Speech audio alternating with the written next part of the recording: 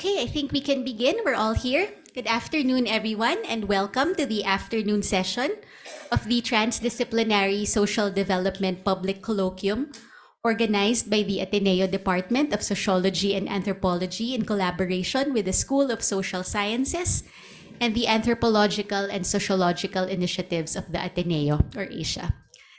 So before I proceed to introduce the 5 groups and their capstone projects being presented this afternoon, if everybody could please join me in congratulating the students of the Master in Transdisciplinary Social Development Program who have worked so hard on their capstone projects. Welcome as well to your families, your friends, your colleagues, and your community partners who are joining us here in person this afternoon or on Zoom. Okay, so we have 5 capstone projects this afternoon to be presented. All are centered around co-production and co-benefits for gender mainstreaming, sustainable environmental practices, and sustainable tourism. In this, the students have worked with local communities and organizations in Cambodia, Indonesia, Sri Lanka, and Japan on innovative and inclusive approaches to address critical social issues.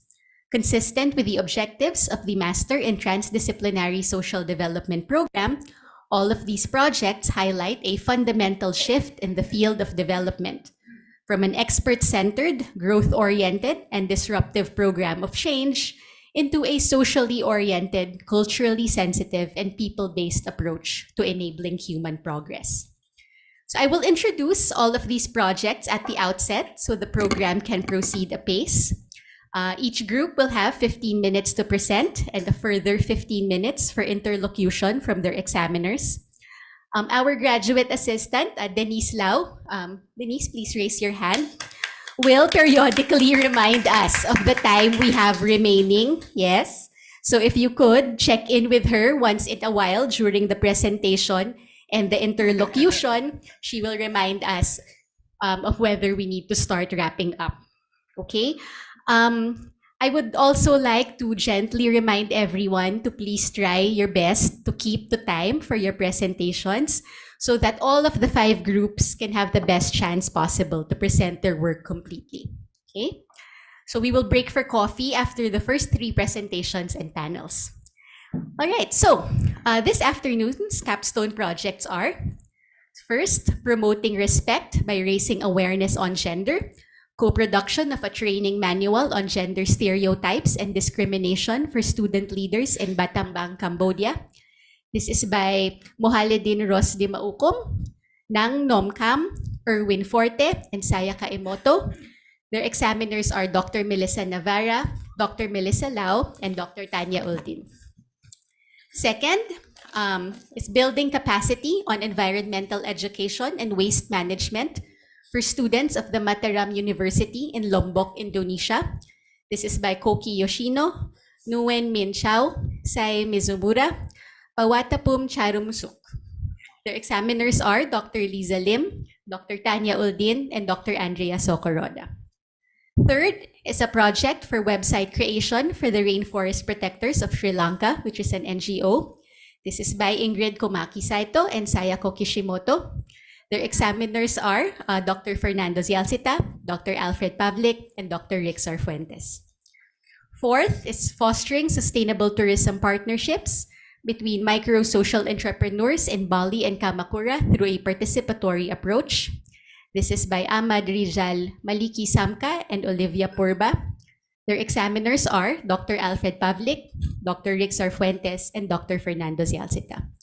And lastly, engaging local volunteers and partner social enterprises to co-create behavioral change communication strategies concerning potable water, sanitation, solid waste management, and menstrual hygiene management in a floating community in the Prasat Commune, Kanda Province of Cambodia.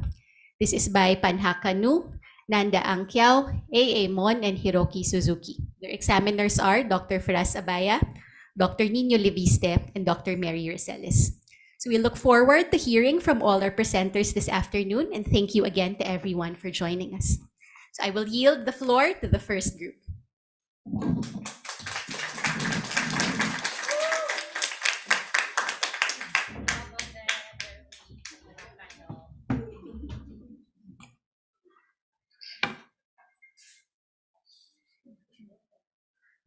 Good afternoon, everyone. Sorry.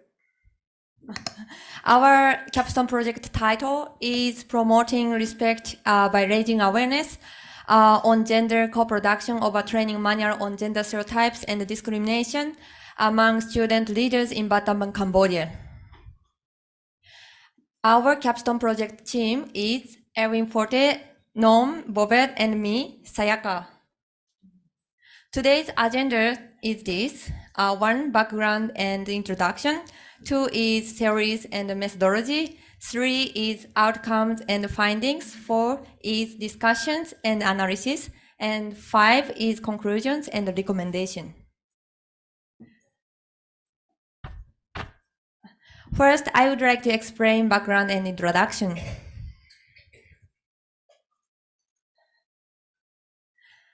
Cambodia has been known to strictly follow social norms on how men and women should be.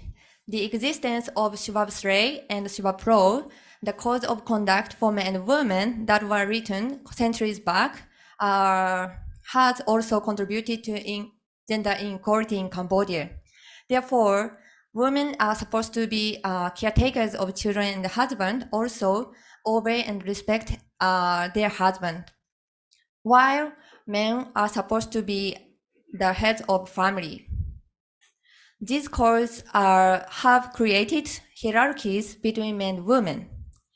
In Cambodian government made efforts to mitigate the gender gaps between men the gender gaps in politics, economy, health, and education, and so on, and then have put some results. For example, abolishing discrimination toward women in the constitution, and also taking away the contents of Shubhab Shrey from the curriculum. However, traditional gender norms are still deeply ingrained in Cambodia. So it's necessary not only to develop government policies and services, but also to change the consciousness towards gender norms of the entire population in the bottom-up ways to proceed with gender equality. Moreover, during the exchange with the partners, it's confirmed that such needs exist even within the local and rural communities.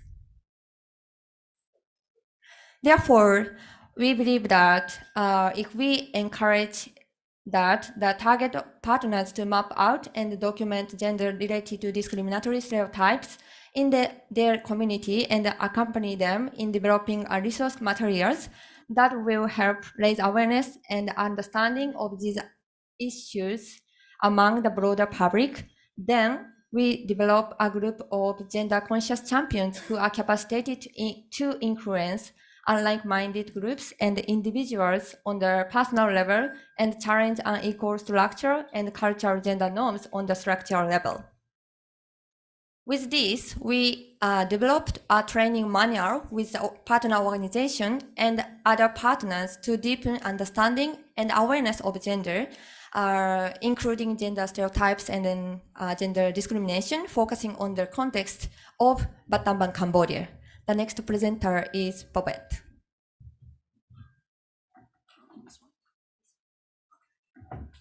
Thank you, Machan. Hello, everyone.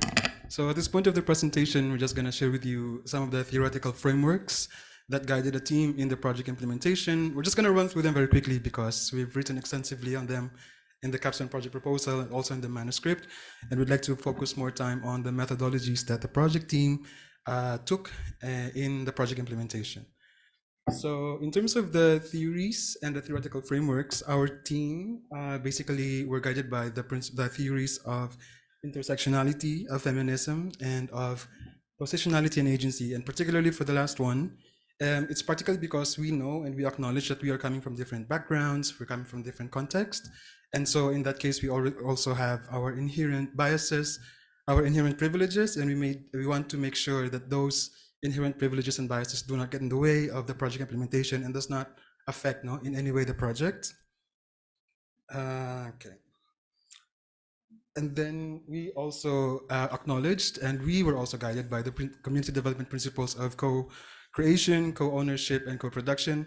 I'm just going to pass through this very quickly because it's going to be discussed in full detail by Noam and Erwin later on in the presentation, but just to emphasize that these have been truly insightful as guiding factors for the project implementation and for the project team.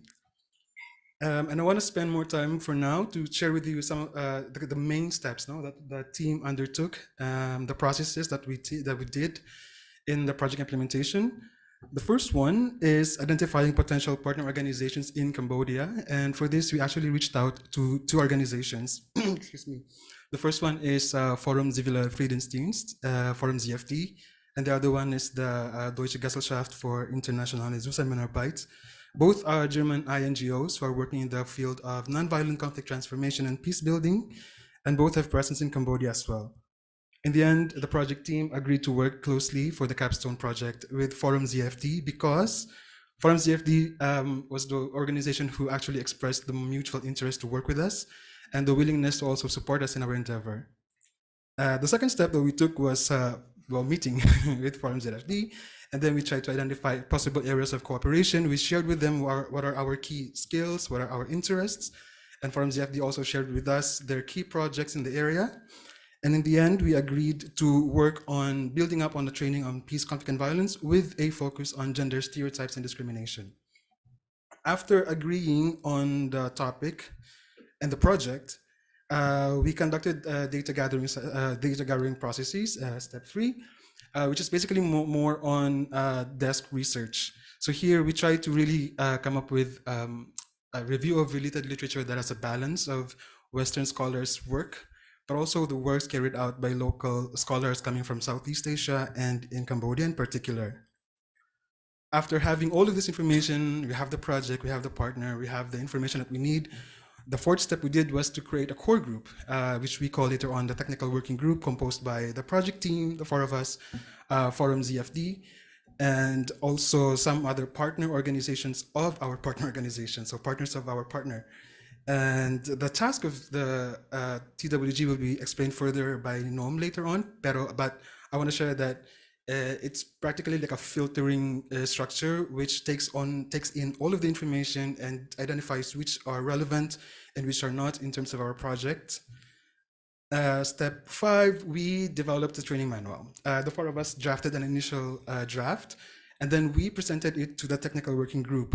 And the technical working group was the one basically sharing with us, okay, this content needs to be revised, this content needs to be tweaked a little bit, maybe we can take this out, maybe we can put this something in, and this will be explained again further later on. And then step 6, we implemented the project. We conducted a 2-day training workshop on gender stereotypes and discrimination among 12 different young student leaders coming from different universities and organizations in Battambang. Step 7 is conducting feedback and sessions. We did daily debriefing sessions with our partners and with the TWG, but we also plan to do a more holistic and more general feedback session. It hasn't happened yet, but we are in the process of organizing this process. Yeah. The next step will be presented by Erwin.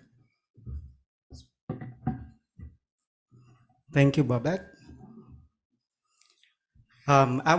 Our team has developed 2 outputs. The first one is the training manual, and the second one, we implemented that training manual, and we also incorporated some processes that we believe are interactive, collaborative, and also inclusive in nature.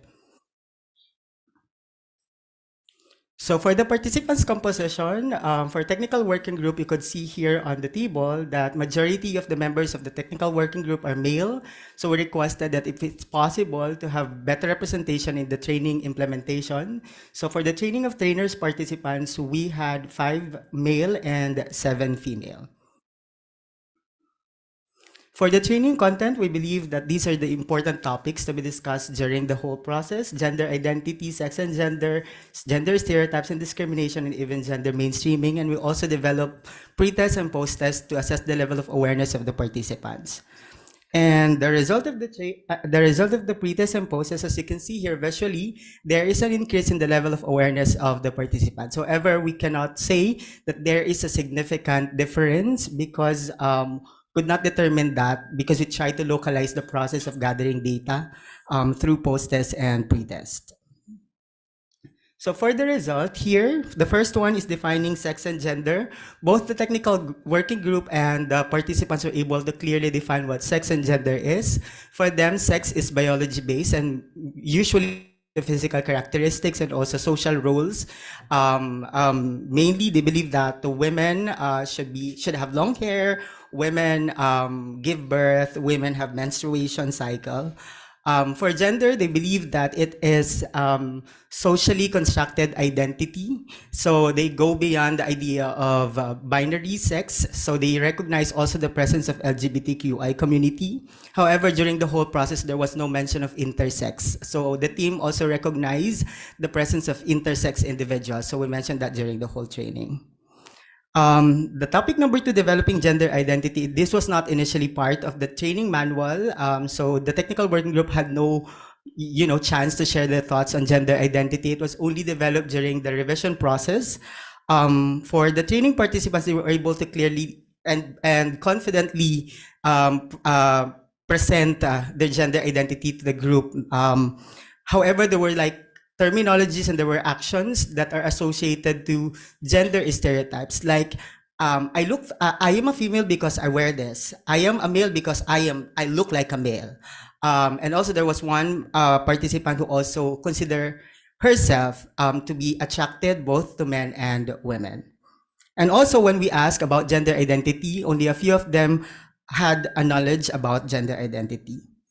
And then for cases of gender stereotypes and discrimination, they were able to identify all of these cases, especially at home, in the community, and in schools. And they were also able to relate this to they were able to intersect this to socioeconomic status as well as to race and ethnicity. For understanding gender mainstreaming, both of the groups are able to recognize the initiatives from the government and from CSOs to address gender stereotypes and discriminations and to advocate for gender equality. To further discuss this data, I'd like to invite Nom. I'd like to invite Bobette. Thank you. Okay, thank you so much. Sorry. Okay, data discussions analysis. This part we'd like to share with you some of the discussions that we had, taking into account all of the outcomes and findings that we've gathered in the project implementation. So the first one is working with partner organization. Working with Forum ZFD was really, really helpful and insightful for the team on a lot of different levels. First is that there was a real mutual exchange, not only of resources, not only of financial resources and human resources, but also in terms of knowledge. Because Forum ZFD, despite being an external interventionist, they hold the position of a middle-level external interventionist, which complemented very well our position as a team as an external interventionist and the presence of the local partners who hold the local knowledge. Forum ZFD was also the glue that sticks us as the project team, the Forum ZFD, and the partners, which is the Buddhist University, the SBUBB, and the Cambodian Citizen of Hope, CCH, which is a local NGO in Battambang. And all of these experiences that we've had working with Forum ZFD really grounded us in ensuring that everything we do in the process, that we don't do harm with our partners, with the community, with the way that we implement the projects. And also we try to be very conscious of being conflict sensitive in the project implementation. Other parts of the discussions will be shared by Noam. Which one? Okay, thank you so much. So the next part, the next subheading is about organizing the TWG itself. So the reason why we create the TWG is also to create equal spaces, no, for us and also for the partner organization and their affiliated partners to have equal spaces, so that we could collectively co-create and co-produce this training manual together. So what are the roles and contribution of the TWG? First of all, it's about the local context on gender stereotype and discrimination, like mainly the gender-related issues in Battambang, Cambodia, and what are the consequences and what have been done to address these issues. And second is about to contribute the insight on student leaders' background and also capacity, so that we could tailor-make the training manual for them. And then the last is the external interventionist viewpoint, which is to do research on existing literature and also to research on local and national policies of Cambodia on addressing the gender issues and gender discrimination and stereotypes. Another subheading is about developing the training manual itself. So the application of the principles of co-creation and co-production really offer us a space and interdependentness that was created during the process. So throughout this, applying these principles, so changes were also made during the process. I would like to highlight here 2 points. First is the content. In the content, like initially in the proposal, we intended to create a training manual on peace, conflict, violence, and with focus on gender stereotypes and discrimination. But because Forum Setup, they already have this training, so to not to cause redundancy and also to avoid confusion for the trainees, not the student leaders, that's why this part was completely omitted, eliminated. So this is the first change, that thanks to the principles of co-creation and co-production. The second is about the gender identity. As we also mentioned, initially we are not planning to include gender identity, but then the TWG members, they think that this could be a good space to introduce the student leaders about gender identity. So this part will also take into consideration through exchange outmost discussion. This was also accepted. And the last one is about the last session. Initially, we planned to raise awareness on national policies, the local policies of Cambodia, but then this partner organization think that this could be a bit high level for the student leaders. So that's why instead of that, they proposed to do it like to include the gender mainstreaming instead of the national policy itself. So that they could also apply this elsewhere. And these are the contents changes, and the last one is the process. So initially, we planned to distribute the pre-test and post-test individually so that we could measure the significant changes in terms of level of awareness, but to respect confidentiality and also to promote interaction during the training. So they proposed to do it collectively, which all of these suggestion recommendation are taken into like consideration with our more discussion exchange. So this were also like accepted so that we could tailor make the training manual for the student leaders in Battambang. And another subheading is about implementing the training manual itself. So here we would like to highlight key limitations that we experienced. First is the Khmer language proficiency. As you know, none of us speak Khmer, so we couldn't like monitor the accuracy of the translation during the training. Second is about the time management during the training, even though we plan to start at 8:30, but sometimes we start at 9:30 or 10. So this is also related to the third limitation, which is the timing of the training, because we organize the training during the time when some student leaders need to prepare and to take exam. So that's why they have to like, a bit of delay between that, which we cannot also extend because it was also the following week was the national holiday in Cambodia. So these were really like in a tight schedule. And even though there are this limitation, but thanks to the tools and the spaces that would allow during the training, so participants, student leaders, they were able to learn from one another, they were able to motivate one another to want to raise awareness about gender in their community.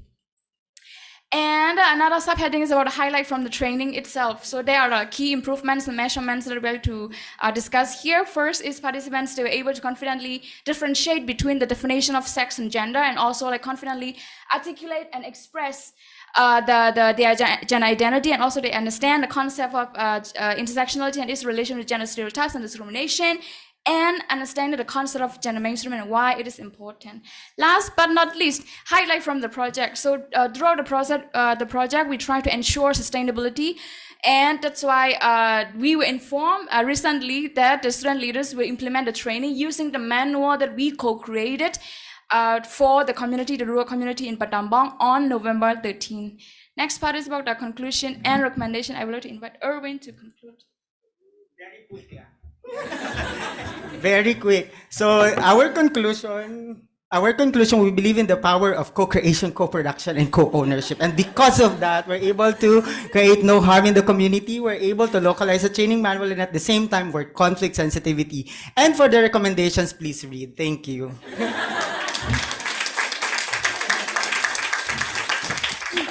Okay, thank you very much for doing your best to keep the time. I think for the succeeding groups, what we can do is when your 15 minutes are up, Denise and I can give you a further 2 minutes to wrap up. And then I will hold the sign in the middle so I am impossible to miss. All right? Is that acceptable to everybody? Okay, so I will now turn you over to your panel for their interlocution. I believe Dr. Lau is joining us via Zoom, but perhaps Dr. Uldin and Dr. Navarra would like to begin.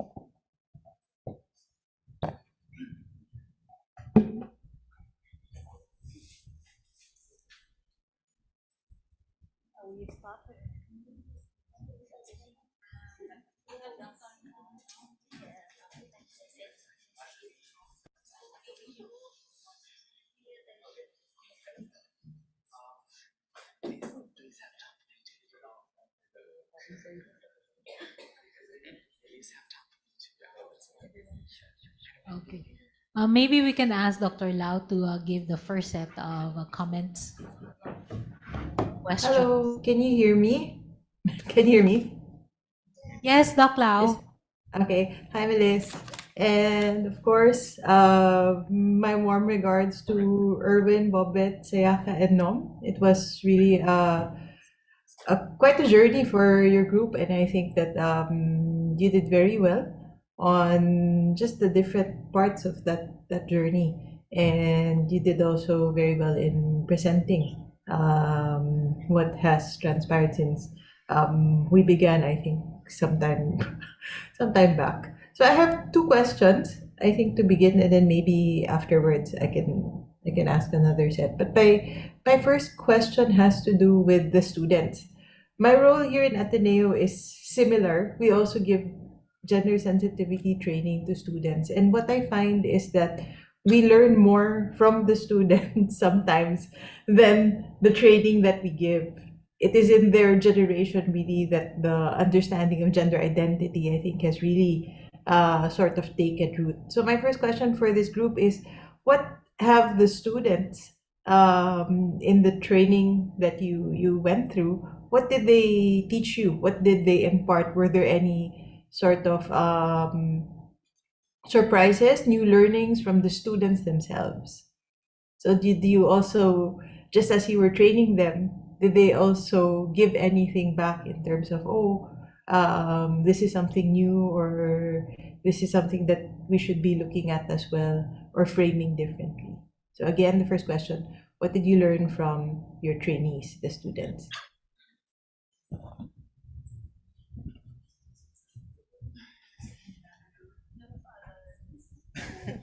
Thank you so much, Dr. Lau, for the question.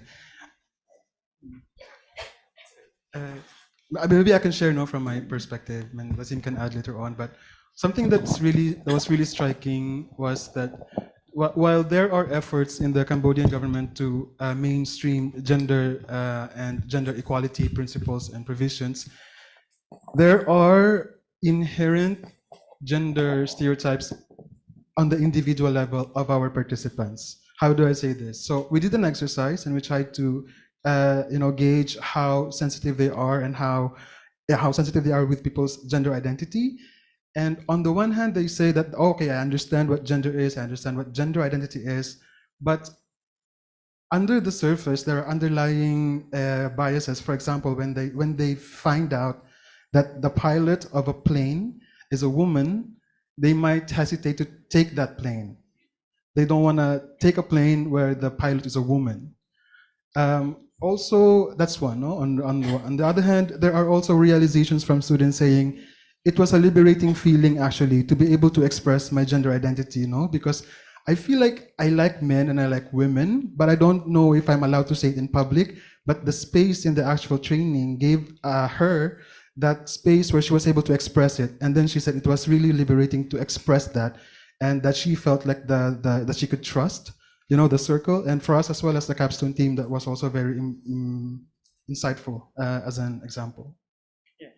I think capturing what Bobette said, one learning that we also got from the whole training is to continue to create spaces for discussions on gender stereotypes and discriminations.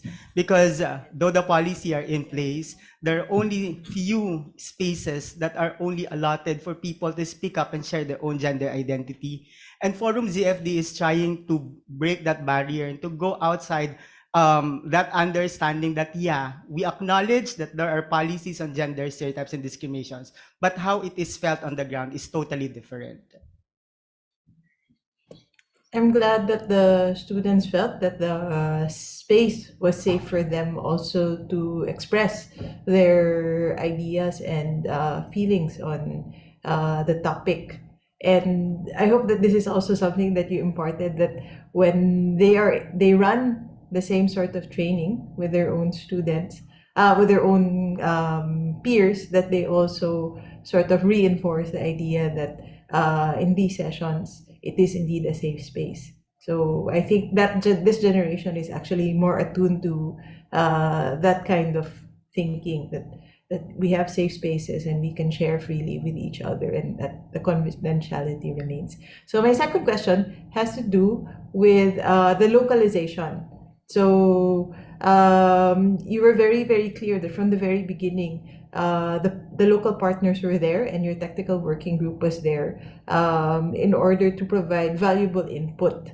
Can you give one example of this input which helped you better localize the product, the training manual? So if there's any particular example that you can give on this end. Thank you so much for the question. First of all, like I will give one example that maybe like my teammate can also add others. So initially, like as I mentioned, now we want to provide the national policies, no? The local and national policies of Cambodia, so that we want to raise awareness about this, like what have been done at the nationally, and to address this issue from the government side. But then because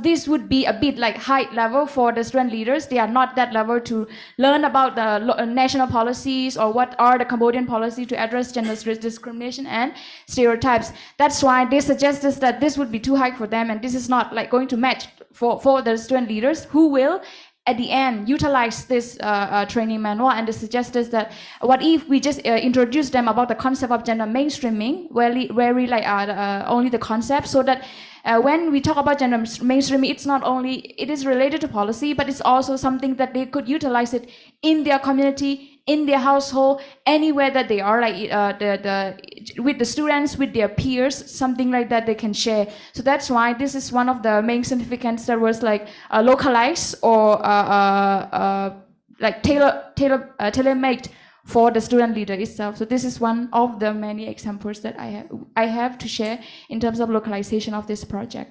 I'm not sure if someone wants to share more. And also, when we implement our project, we take the forum directives way. For example, like when we implement the pre and post test to assess their understanding of gender, we were planning to assess like individually, but the forum directive suggested us like to assess like in the group. As a group, that's why we we changed the assessment way like this. Thank you. Thank you. I will yield to the other examiners now. Thank you, Doc Lau, Doc Tanya. Okay. Yeah, okay, thank you very much. It was very interesting, and as we can already see, there's a positive outcome, so you have already your success, so I must not torture you with any critics. And yeah, maybe you can tell us a little bit also of your perception, how you felt doing this with the local communities. This would be interesting for me. Okay, thank you very much for it's a very interesting question.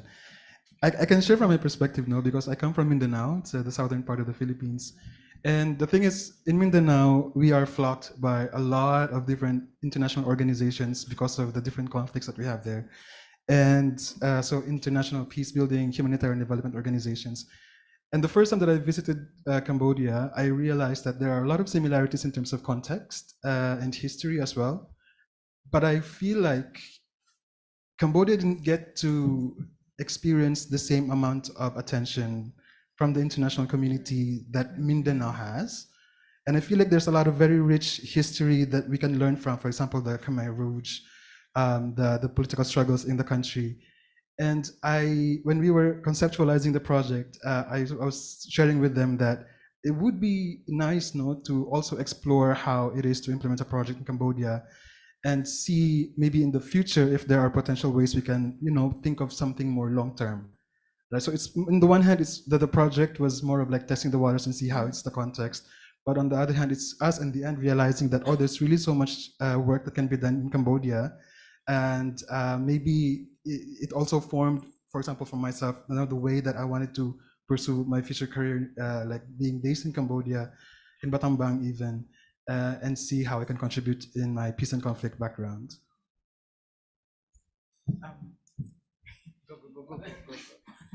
Thank you so much. So I like just to add on to the perception that Bobet shared here. I think like one more thing that like individual, like personally, personally, it's about like how do I feel doing this in the local community, especially partnering, because we are not partnering with only the Forum ZFD, the INGOB, but we also partner with the Buddhist University in Padang Bang and the Nara CSO, which is the Cambodian Citizen of Hope. So both of these institutions, they are highly dominated with monks, no? Like coming from Myanmar myself, and also a country where the majority of the people are Buddhist. But in Cambodia, what I find it very impressive is that even though it is about gender, normally in the institution, like where male or monks is very dominated, like Buddhist University and also the CCH, even like the leadership role as all monks. But then their willingness and their willingness to contribute or to change in their system, and also to contribute to raise awareness about gender equality and about gender stereotypes and discrimination, that it creates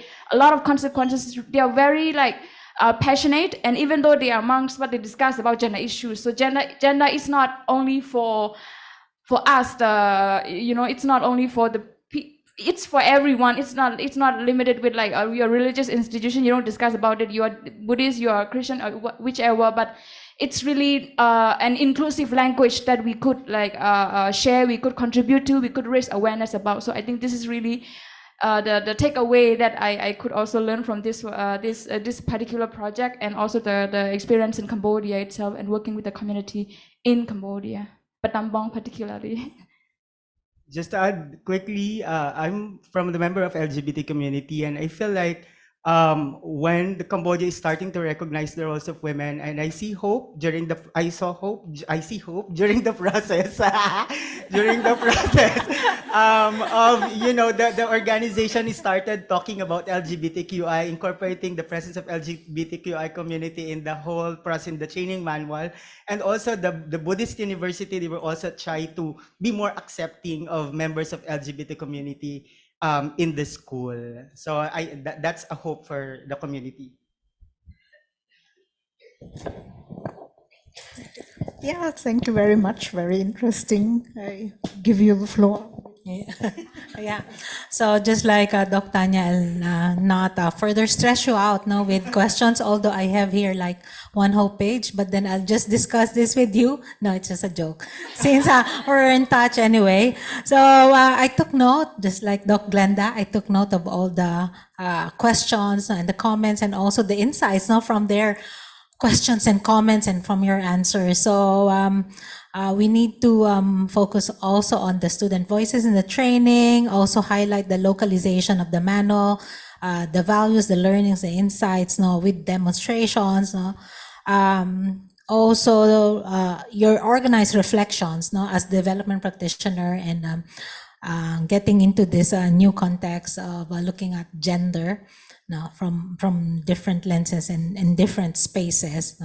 So I commend you with this output. You did well. So congratulations. Thank you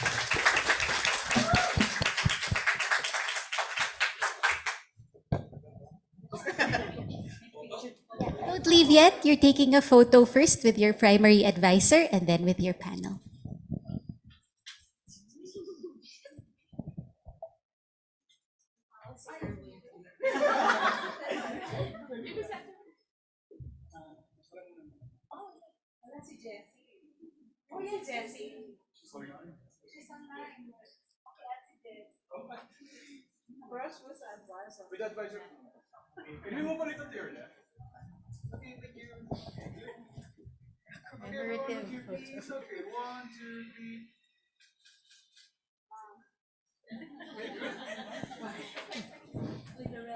Okay, and I think Dr. Lau on the screen again. Yes, and Miss Jessie.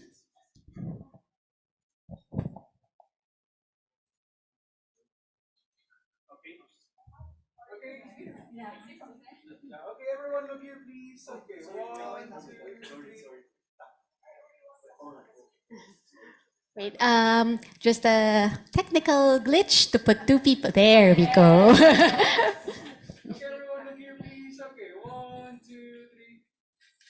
One more, 1, 2. Okay, good. Thank Okay, you. thank you, everyone.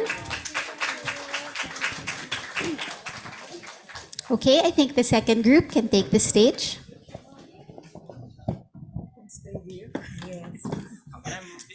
We have another group.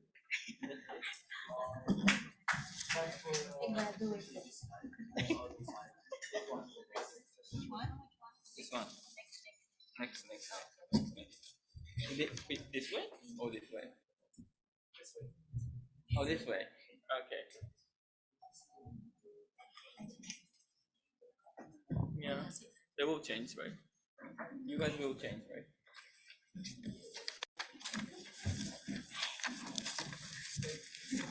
Can I start? Okay.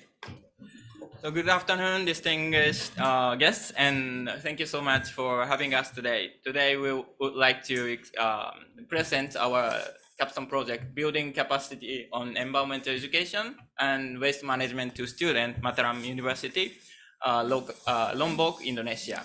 So at the outset, I would like to express sincere gratitude to the organizer of this special event, and also I would like to take this opportunity to thank Nippon Foundation APS program and also Ateneo de Manila University.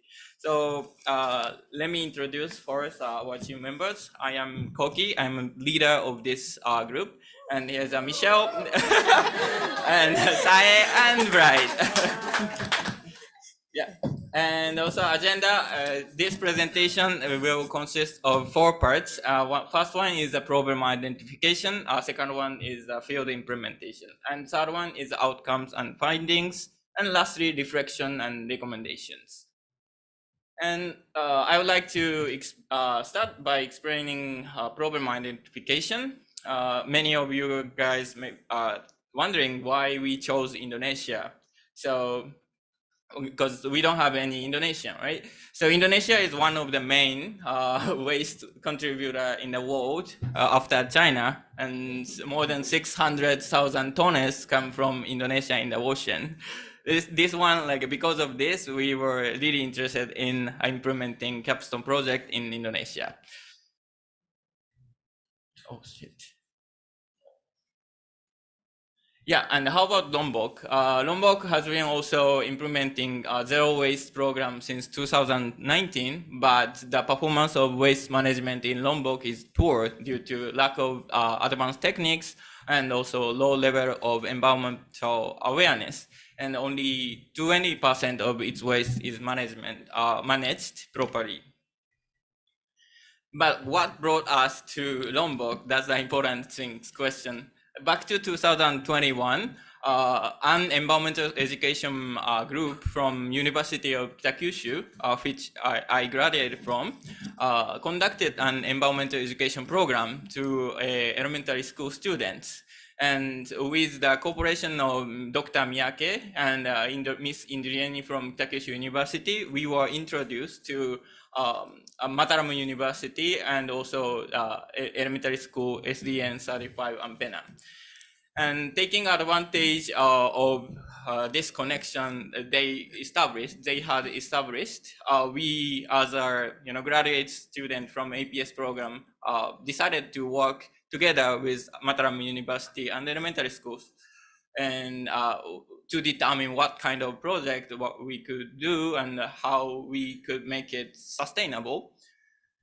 And so here is a theory of change of our project. If capacity building and skill expanding program and a guidebook are provided for local environmental trainers, so the program can lead more impactful waste management program and create long-lasting impacts in Lombok.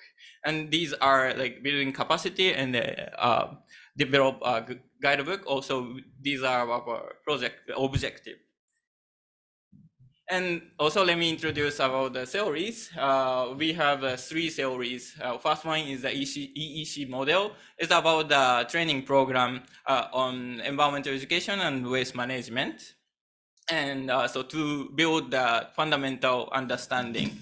And the second one is a community-based participatory research. Is about the collaboration or co-production between researchers and community to identify issues, also like design the interventions and achieve sustainable goals. And the third one is the result-based management. Is one of the comprehensive management approach that aims to achieve desired outcomes. So we integrated those 3, and for example, second one is like we integrated our partner's idea to our training program. Also, and the third one is we assess, monitor, and also evaluate in every single training program to ensure the effectiveness of our project. So those 3 ensure the effective capacity development for participants. And next one is field implementation, will presented by Michelle. So what we did in the field is actually 3 phases. First, from collaboration with local stakeholders. Second, real evaluation. And third, capacity development. So first of all, collaboration forming. Besides strengthening the personal connection we have with the 2 universities and 1 elementary school, we also reach out to Indonesian APS alumni, and we gain tremendous support from Mr. Andrew APS too. And besides, we also go on the internet, and look for new connections. And that's how we have formed the connection with our new partner, U2, who is a Japanese NGO, work in Lombok. And then U2 introduced us to Lombok Ocean Care, who organize cleanup activities in the local, in this area. And then we joined one of the activities to help out and to learn how to organize a similar cleanup activities. And right there, we meet volunteers and organizers and also our radio presenters. All of them later on contribute to our project in various ways. Next, we conduct real evaluation. We visited some organizations which are part of the waste management system of Lombok. For example, the governing bodies, municipal landfill, community waste bank, and also scrap dealer.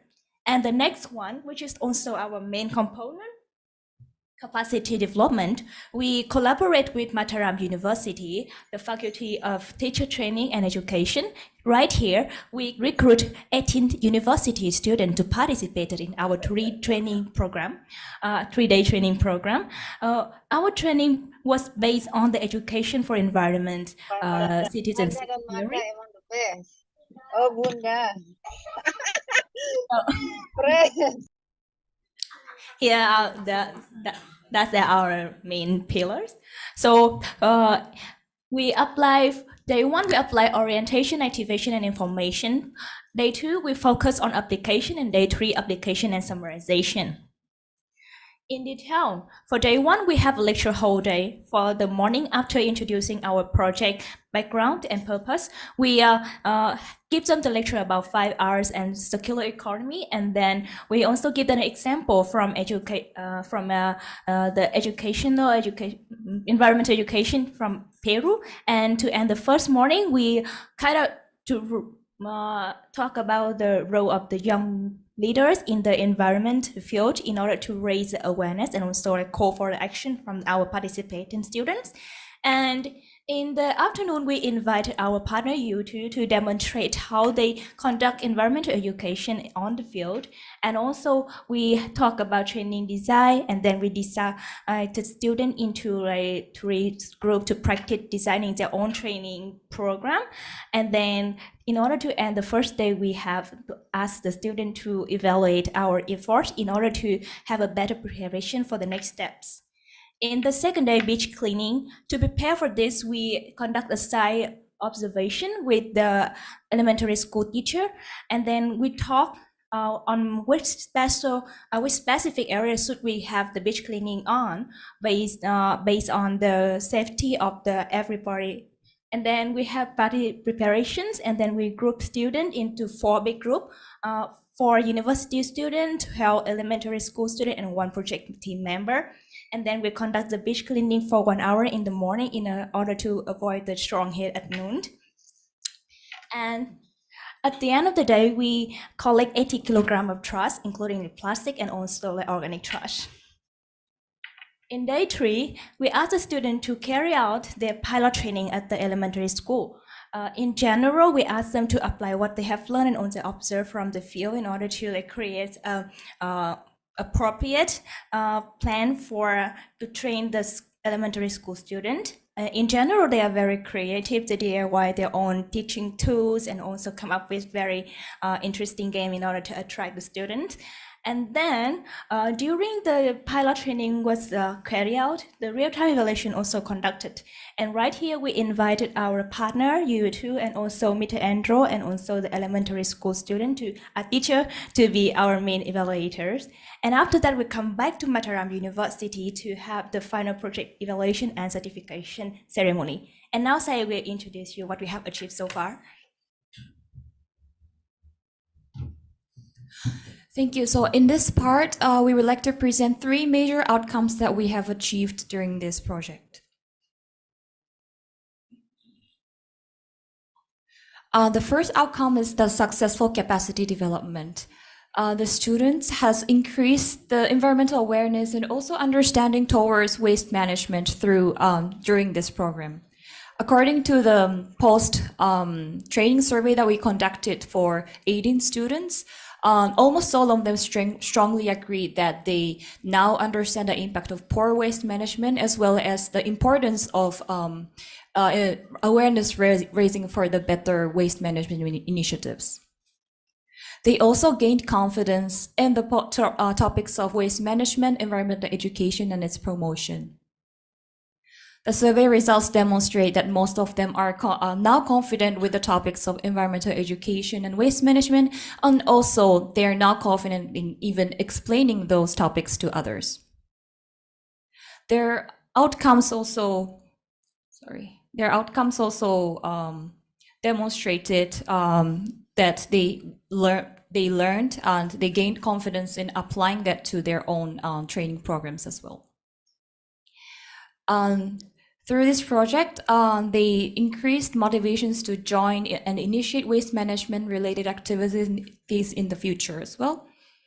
So all of the participants are strongly motivated to join the waste management related activities in the future, and some are even enthusiastic about leading those initiatives by themselves.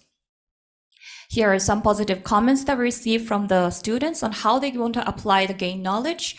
They want to share the knowledge with other people around them, educate their neighborhood, and they also want to come up with their own real programs in their organizations. Next, we also, our outcome was the project sustainability. So we developed this training guidebook on waste management and environmental education, and we will provide this to all the participants as well as Mataram University. This will contribute to the participants on coming up with their own environmental education initiatives in the future.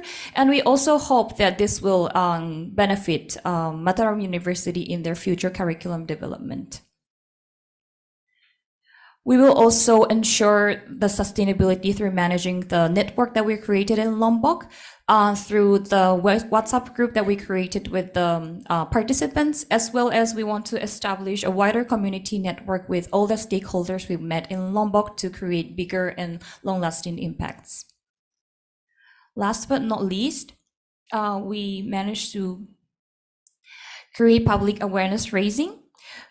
We got this opportunity of the interview by the local radio program, and we were able to raise awareness on Lombok's existing waste problem and also promoted the adoption of sustainable waste management practices. So from here, we are very grateful that we were able to create positive impacts not only to our initial target groups, but also to the wider population of Lombok people to think about the present waste issue on the island. So lastly, it's about the reflection.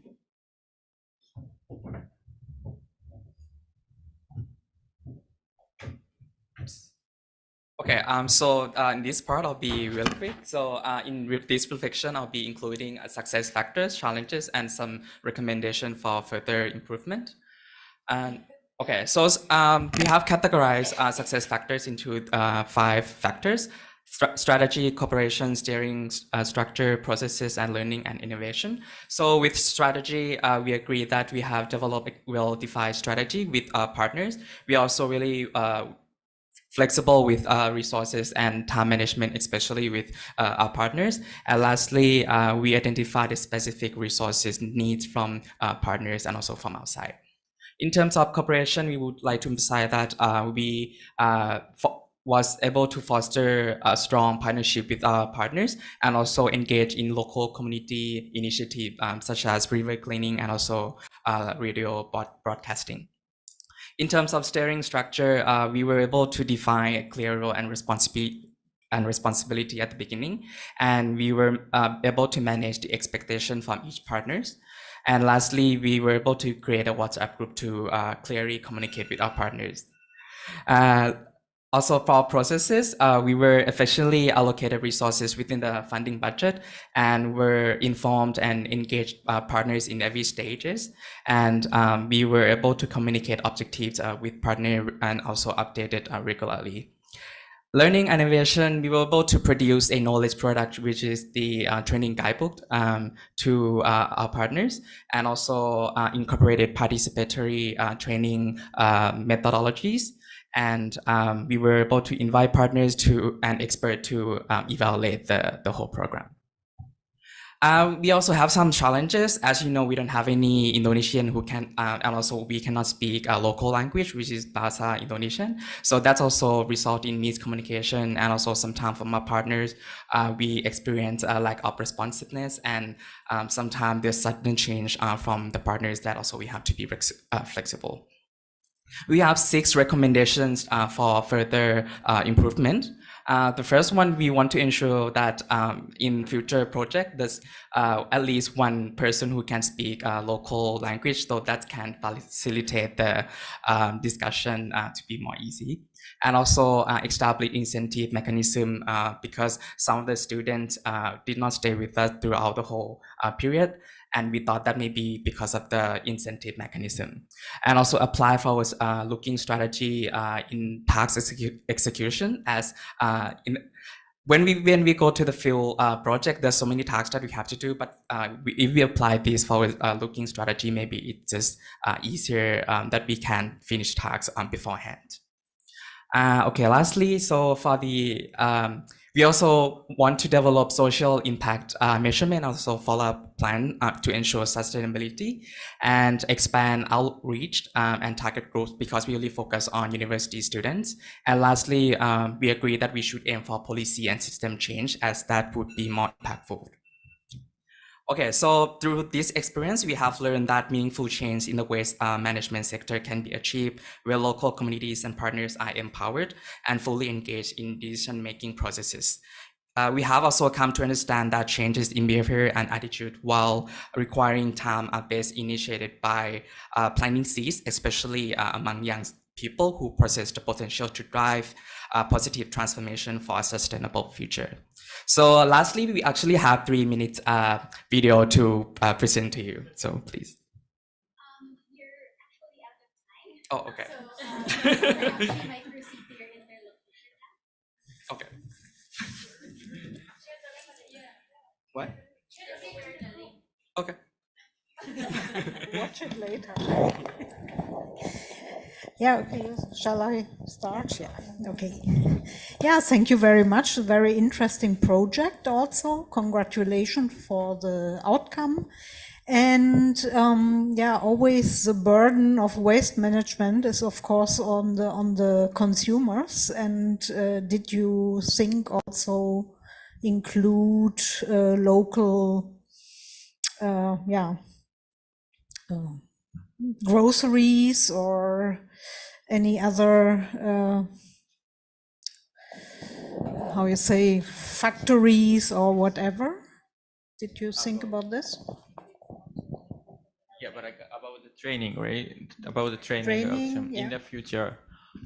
Yeah, we would like to include, of course, but like this time, just like course, yeah. based on the connection we had, just on the elementary school and also university, so we couldn't do that. But like maybe future, like if we can, maybe.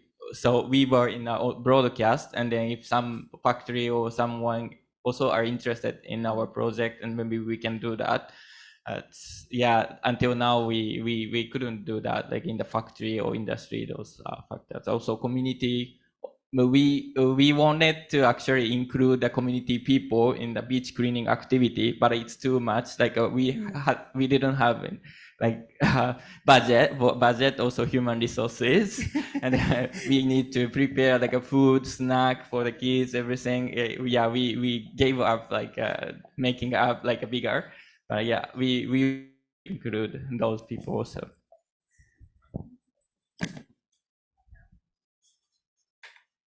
And I think that's really important suggestions for us actually.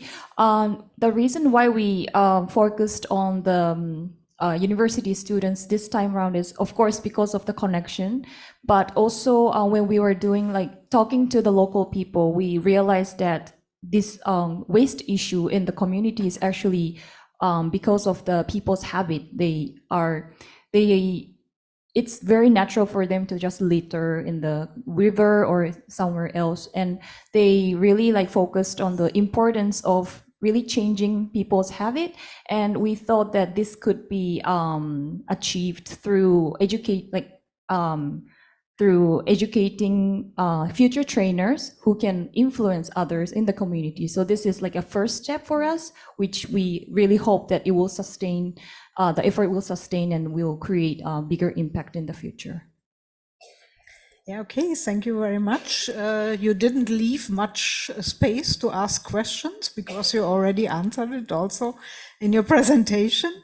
So I leave the floor to you. Thank you very much. Not that much to take notes on. No, but first of all, I just want to congratulate the team because they've been very hardworking in this, and I think the connection also helped. One of the things I think that they should put in their findings is that social capital actually helps in terms of implementing these projects because they were able to get local institutions to work with them in terms of training and also in terms of identifying who they should be contacting as participants in the training.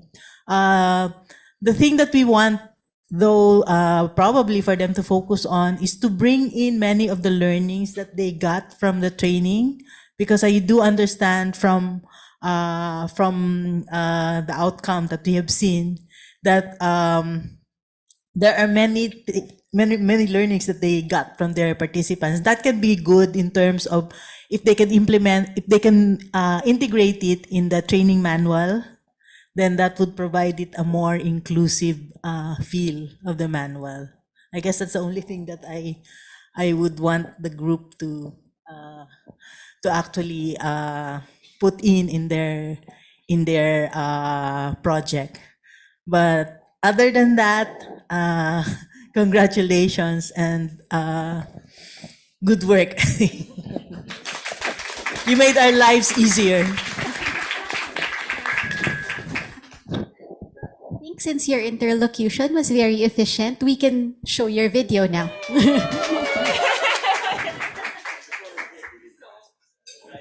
Yes, go there. Okay, we're just loading it up.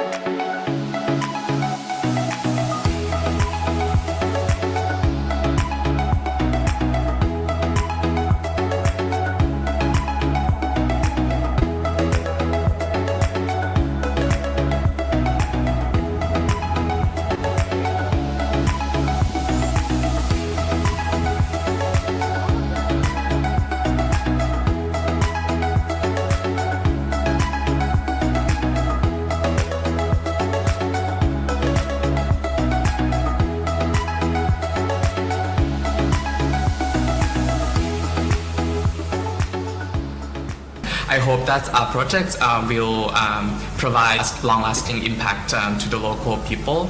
I hope that our project and also today's this session could be something for the listeners, like all of you, to like think of their own everyday life and like reflect on the behavior. Indonesia bisa.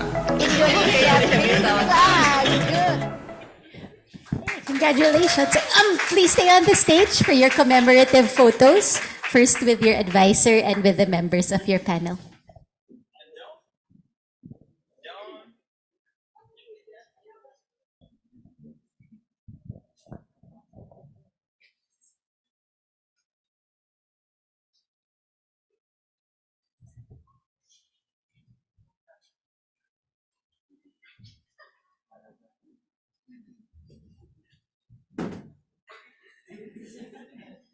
Okay, everyone, look here, please. Okay, 1, 2, 3.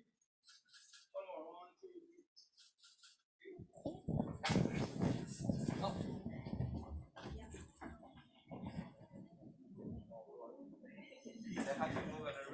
Yeah, can you just okay, that's good. Okay, everyone, look here, please. Okay, 1, 2, 3. One more, 1, 2, 3. Good, thank you. Thank you very much. Okay, I think the third group can come on stage.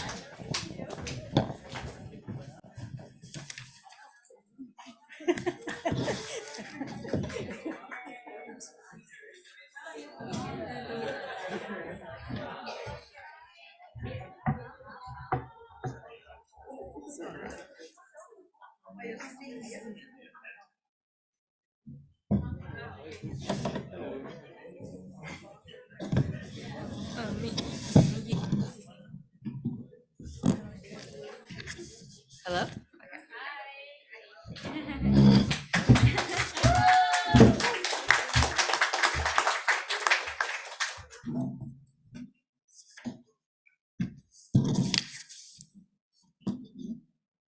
Are we good? Yeah. Okay, yeah. No, I'm gonna handle it. All right. Hi everyone. My name is Ingrid and this is my amazing partner Saya. We want to start this presentation by asking you to close your eyes. Can you imagine how many species go extinct every year, every month, and every day? Please open your eyes. It has been said that we're in the midst of the sixth mass extinction. Theoretically speaking, by the time this symposium is over today, 50 species would have gone extinct. 50 species. Now, you might not think that some species going extinct here and there would make that big of a difference. However, in reality, the intricate interconnections within ecosystems means that the loss of one species can have tremendous ecological and transgenerational impacts and even cause conflicts. And that is why conservation efforts and peace-building efforts go hand in hand. So today we want to bring your attention to a species that is vulnerable to the threat of extinction in Sri Lanka. This is a species of pitcher plants called Nepenthes distillatoria.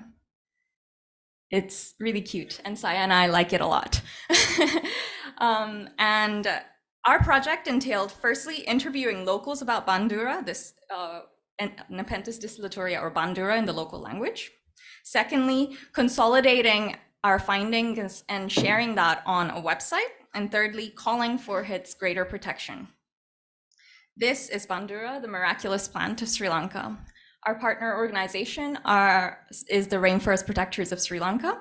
And I would like to give a special shout out to John Wilson, who is my very long-term friend and the CEO of Rainforest Protectors of Sri Lanka. And we have a surprise at the very end, so please bear with us. Before we begin though, we want to answer the following questions. Where is Sri Lanka and what are pitcher plants? Well, Sri Lanka is an island off of the southern coast of India. And there are some really interesting facts about Sri Lanka that we would like to share with you. Firstly, the unique geography of this island means that Sri Lanka boasts an extremely high endemism of species. This means that there are many species that can only be found in Sri Lanka. Secondly, the majority of the population in Sri Lanka benefit from some kind of indigenous medicinal system, the most famous one being Ayurveda. Ayurveda in Sanskrit means the science of life, and it's based on nature. So a lot of the solutions in Ayurveda come from plants, and we were able to learn a lot from this system of Ayurveda in our project as we learned about how Bandura was used in Ayurveda. Secondly, what are pitcher plants? So pitcher plants are famously carnivorous plants found in nutrient-deficient soils across Australia and parts of Asia. There are even some pitcher plants here in the Philippines as well. And pitcher plants grow in nutrient-deficient soils, so they're able to supplement their nutrient deficiencies through these pitchers that they've developed over years of evolution. They look like flowers, but they're actually part of the leaves of the plants. And they secrete enzymes so that they are able to digest insects such as ants and spiders, and in some cases, some small mammals like mice as well. And we've learned through our research that they're able to alter their pH within those pitchers so that they can alter the microorganisms residing in those pitchers. They're really interesting, however, not a lot of research has been conducted about them, and a lot of them are critically endangered.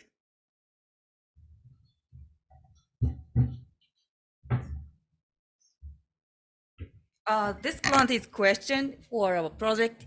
It's called Nepenthes distillatoria. Bandura in local language, right? Not Bandura, Bandura. This plant is only found in Sri Lanka in the southwestern region of the country, where we based. According to IUCN, International Union for Conservation of Nature, Bandura is considered vulnerable. Our partner organization were highly concerned about the state of Bandura. They work at grassroots level to conserve rainforest and understand just how important the interconnection between all species in the rainforest are to maintain an ecological balance. And just a heads up, these illustrations have been drawn by Saya. Isn't she amazing? Yeah. So as mentioned, Bandura is poorly studied, and our partner organization were interested in finding out more information about this plant. So we wanted to seek out the ecological, cultural, and medicinal properties of this plant by conducting interviews with Ayurvedic doctors, national park guides, and members of the Rainforest Protectors of Sri Lanka. There are three main theories and concepts that were instrumental in framing and guiding our research process. They are local ecological knowledge, theories in conservation biology, and citizen science. What is local ecological knowledge? In very, very simple terms, it means that local people know best. I think Dr. Kanodai mentioned something about this, about knowledge, everyone having a amount of knowledge that is worth as much as the other, right? And Joe et al. In their 2018 paper defined local ecological knowledge as site-specific ecological knowledge. And that's why we sought out the expert advice of Ayurvedic doctors who work with plants in Sri Lanka. With regards to theories in conservation biology, there are 10 important theories in conservation biology, but I'm only going to highlight this last one, which states that human values are diverse and dynamic and significantly shape conservation efforts. Throughout our project, it was super important for us to refer to all of the conservation theories as the project directly dealt with the protection of endemic species, of course, but also with human subjects, and everyone has different perspectives and different dynamism that they were able to bring into the conservation efforts, and we wanted to value that. We also have embraced the concept of student science. Student science aligns perfectly with our project goals, which include involving the public in data collection, democratizing scientific practices, and empowering communities. In our pursuit of democratizing both the platform and the process of knowledge creation leading to Bandura, we have established a dedicated page. Look at this page, this one. So this page allows individuals to contribute real-time information in variety of formats, such as text, video, and photograph, and more. Our ultimate aim is to ensure the sustainable use of Bandura that respect the needs of present and future generation, while protecting the environment from long-term degradation.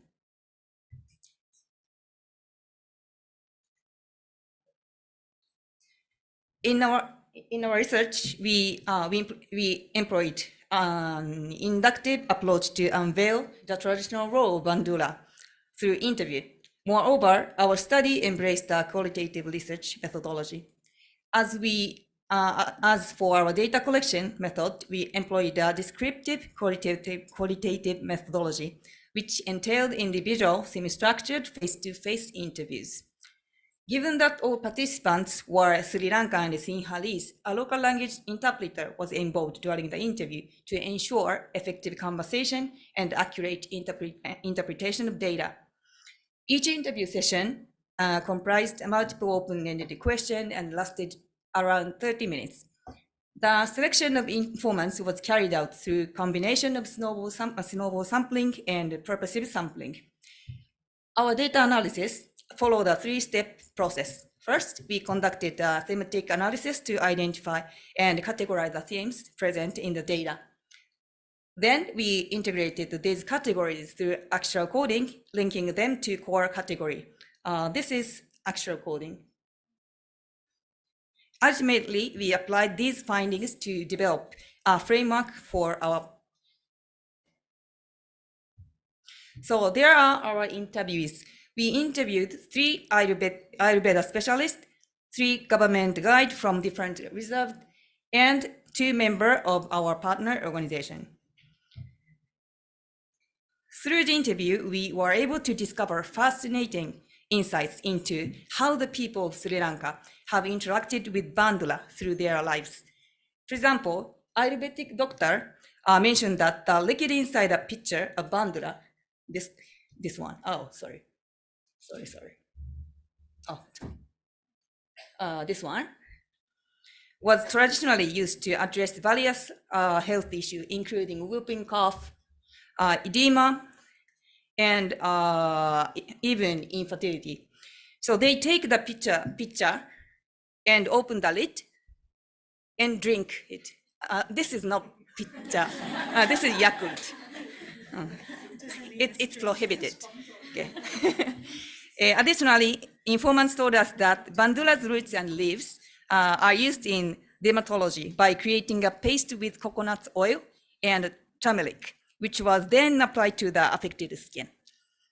Furthermore, we learned that the bandula vines have had cultural uses, such as in weaving basket, constructing fences, and serving as materials to bind traditional house together. However, despite these traditional practices, as many informants told us that bandula is now rarely used in the region.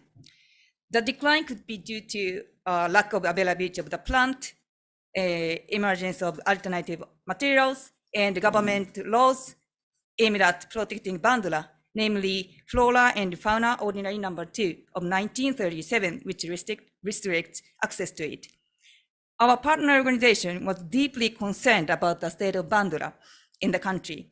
So we wanted to aim their mission in protect the rainforest by conserving bandula. In our interviews, we found that the general public lacked awareness of bandula's role in the ecosystem. To bridge this gap, we have established opportunity for individuals to contribute their knowledge and experience through our website. We believe that raising awareness about bandula's environmental importance and the needs for its protection is the first critical step. Our website includes multiple sections aimed at providing visitors with insights into bandula. Moreover, we actively encourage a wide range of stakeholders, including those with local ecological knowledge and student science, to share their insight about bandula. This collaborative approach is essential in creating a collective understanding and appreciation for bandula within a broader community. We printed out this sticker, 50 stickers with a QR code to the website, and the partner organization personnel have agreed to distribute these stickers among the community interested in environmental conservation within Sri Lanka, as well as national parks and protected areas. We have successfully created a website that serves as a platform for anyone who is interested in learning about bandula or sharing their knowledge and experience related to bandula. However, we did encounter 3 significant challenges. First, there's an issue of data accuracy.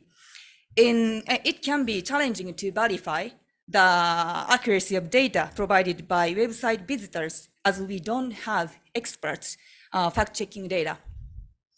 To address this, we added a disclaimer on the website to let visitors know that not all the data may be entirely accurate. Second, website administration was a concern. To ensure the quality of information and the maintenance of the website, we need dedicated administrators. So from August this year to August 2024, the website will be co-managed by us and the local partner organization. After this period, the authority will be transferred to the partner organization, which will continue to observe and administer the website. Lastly, there is a challenge of generating public interest. While we aim to disseminate awareness about bandula's value, we must exercise caution to avoid accidentally increasing the risk to the bandula's population, such as through poaching. Our goal is not just to pique people's interest, but also emphasize the value of bandula and to protect them. One of our co-advisors, Miss Nicole, actually told us that you can't protect something that you don't know about. So here's your surprise, a pop quiz. We're going to review your knowledge on Bandura in the next 2 seconds. So question number 1, what is Nepenthes distillatoria locally called in Sri Lanka? Is it A, Bandura, B, Bandara, C, Bandera, or D, Bomba? I'm hearing a lot of bomba, but the answer is Bandura. Question number 2, where can Nepenthes distillatoria be found? A, Sri Lanka and India, B, only Sri Lanka, C, Sri Lanka and Indonesia, D, Sri Lanka, India, and Bangladesh. Yes, it is endemic to Sri Lanka. Bandura is only found in Sri Lanka. 2 more questions. The liquid of Bandura is said to be effective against A, obesity, B, edema, C, cystitis, D, all of the above. B, edema. Yes, it's supposed to be good for the swelling of the foot. And finally, how have Bandura been used in dermatology? By mixing A, cinnamon and salt, B, curry leaves and coconut milk, C, turmeric and coconut oil, D, Saya and Ingrid. So that was a trick question, because if you said D, you're also correct. All right.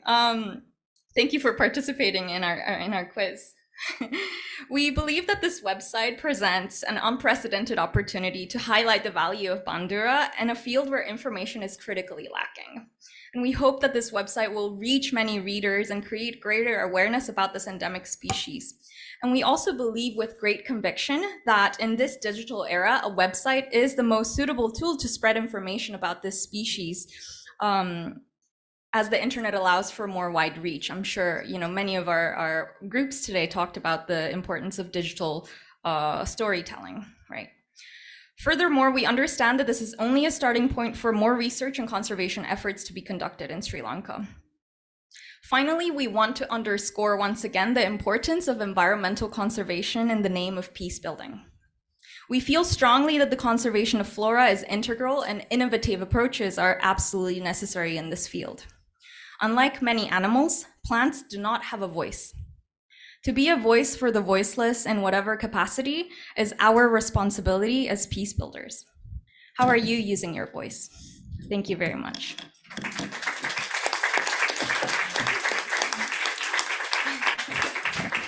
Okay, thank you very much. We can proceed to your 15-minute interlocution. Dr. Fuentes is joining us via Zoom, and Dr. Pavlik and Dr. Zialsita are here. If you wanted to check out the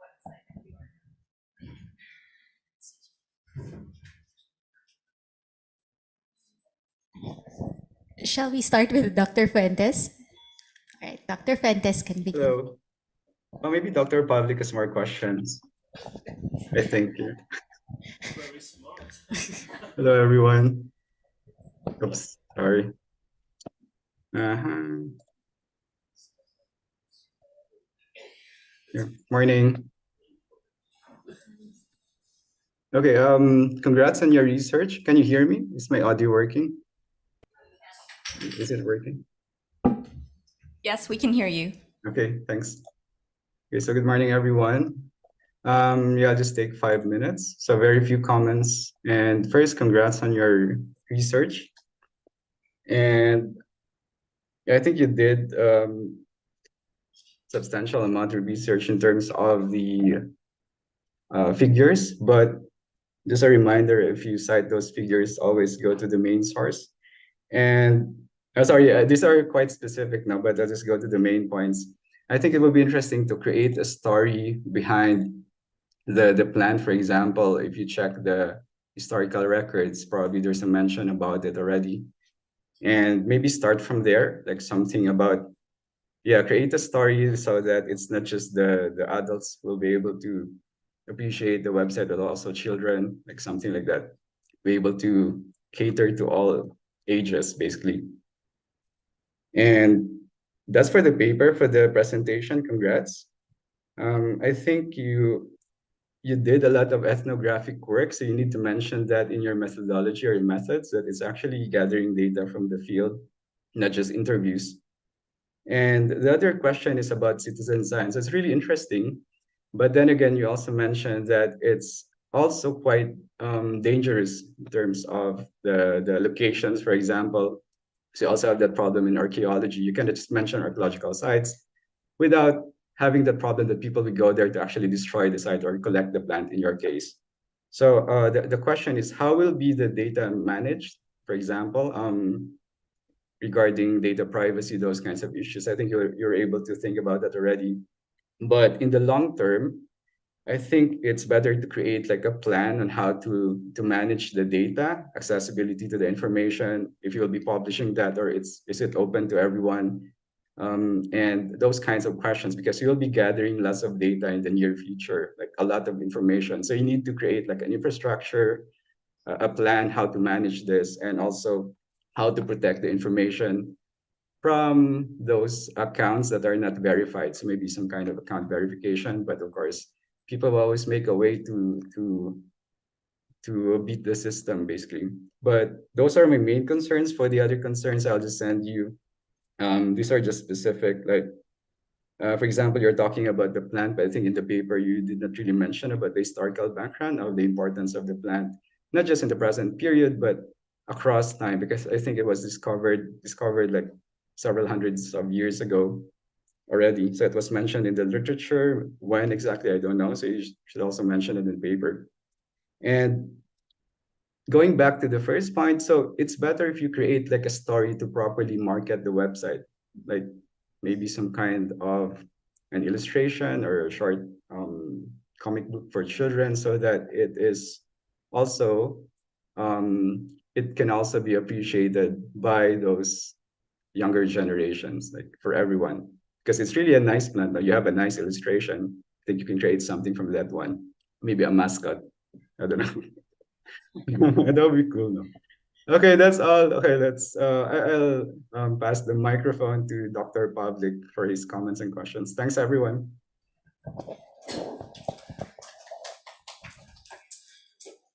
Thanks, Rix, for going first, and that saves me a few questions. But also, just like Dr. Fuentes, let me begin with congratulating you for your excellent work. And it is excellent in one way, because you did all that research and you really went after pitcher plants and particularly Bandura and collected all that knowledge, and you are going to share the knowledge with everyone who wants. Also excellent because you made me interested in Bandura and practically forced me, or voluntarily was forced to do my own research to learn more about it. And I think that's, if that happens to me, then it happens certainly to many more people. I'm usually interested only in rocks and things around that. So well done. It's as you mentioned, it's already clear that it's a fascinating plan, not just because of what it does, how its subsistence strategy is, but it's also an agent to explore indigenous knowledge, practices, and technologies, biotechnologies, if you like, in a very particular sociocultural context. So that's really fascinating. And of course, it's a successful project, as you have already demonstrated with the website. And I assume it's now up and running. And of course, with your website, this is the beginning, I understand. And there's a lot of possibilities, a lot of avenues that you can explore to develop, to enlarge the website and enlarge the knowledge base the website is based upon. I'm sure you probably also have thought of not just incorporating interviews and knowledge of Ayurveda experts, but maybe also biologists and medical doctors from the more scientific medicine or conventional modern Western medicine, and what they could possibly share and say about potential uses and values of Bandura in medicinal and biological regard. Just what Dr. Fuentes already mentioned, the plant has quite a long history. There's a record, so there are historic publications that have already discussed this plant, so that sooner or later will probably all be uploaded and made available to the site. Just a couple of questions. Well, since I got interested because of your work, let me ask you what made you become interested in Bandura and in doing this research? Then, if I may just continue with my questions, were the results of your research as you expected, or were there some surprises, pleasant or unpleasant surprises? And finally, how did you deal with, what shall I say, conflicting goals? So conservation and preservation on one hand, but then exploitation, use for even for medicinal purposes on the other hand. How did you deal with that?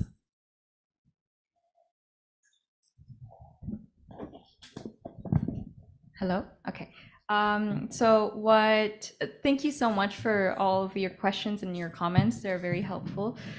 With regards to what made us interested in Bandura, our partner organization, the Rainforest Protectors of Sri Lanka, proposed several ideas and several sort of niche areas that we could look at for our capstone project. And they were really interested in people's relationship with Bandura, and we thought, okay, maybe that's something that we could look into. And then we started doing the research. So our partner organization was the one who actually planted the seed. And we weren't initially super fans of pitcher plants or anything like that. But the more we did research, I think the more we became really interested in the plant. And the genus Nepenthes actually has so many different species, and they all differentiate in various ways, and they look very different. And I'm just only starting to scratch the surface of, Bandura in Sri Lanka, but yeah, it's been interesting to learn more about it. The results, were they what we expected? What do you think, Saya? Yeah. So I think our partner organization painted a picture to us that was like, the pitcher plants are in danger. Bandura is critically, in this threatened place, and we need to do something about it. But the more we interview people, they were like, yeah, we don't really use that anymore. Like, it's not that common. We don't see that plant. We don't use that plant. So I guess in a way it was unexpected, because our partners mentioned that there was some kind of like a clandestine trade of Bandura that could be happening on the underground, but we could have just not come across these people. And the people that we interviewed were kind of legitimate practitioners, quote unquote, that probably wouldn't engage in these endeavors. So perhaps more research is needed in that area. And how did we deal with conflicting goals? Use of Bandura and conservation. Like first, what made me surprised is even though there is a government law, many local people don't know about that. So, for example, one guide brought us to the forest, and they recommended us to drink the water inside a pitcher, and we drank. Yeah. I hope it was still closed. But like we supposed to. Not allowed. Yeah, we're not allowed. Yes. So, as we told in the presentation, first we have to spread the importance of Bandura to the local people. So yeah, but this is very difficult question to maintain the population Bandura, and also some researchers want to use the Bandura for medical uses. So now I don't have like exact answer, but first I feel like the first thing we have to do is to spread the meaning and the value of Pandura to the community. I mean, by law, these plants are protected, but I don't think that law is respected. Thank you very much, and I'm sure your work and your research and your collaboration will continue, and the website will develop further. So we will probably all learn much more about Bandura in the near future. Thank you and congratulations again. Thank you so much.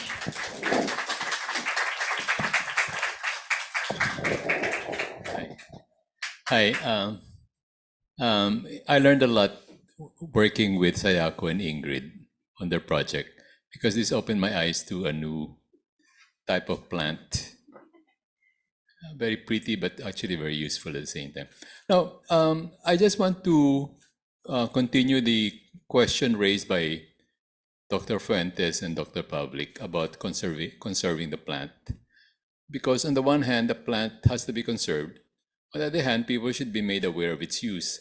Let me just digress a while and show you where I'm coming from. I'm as a heritage advocate, I've always been interested in architectural conservation. In architectural conservation, it's very important for people to know about the significance of a building and at the same time propose new uses for the building. So because if a building is not used, it's going to just fall apart. But there's a paradox here because the plant should not be used, isn't it? Because you want to conserve it. But at the same time, people have to know about its practicality. So that is it's a different type of situation here in biology. On the one hand, people should not be using the plant, but at the same time, they should know about its uses. So it is a problem. The second point is something I already explained to you earlier. I think you have to articulate further the connection between the plant and the total ecosystem. How exactly does the plant contribute to the maintenance of the forest ecosystem? I think that has to be very clear. And Sayako has the right tools because she's a good graphic designer. She's the best.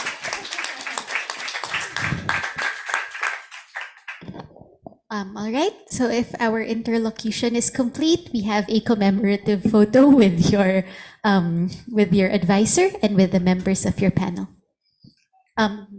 Yep. So with the photo po.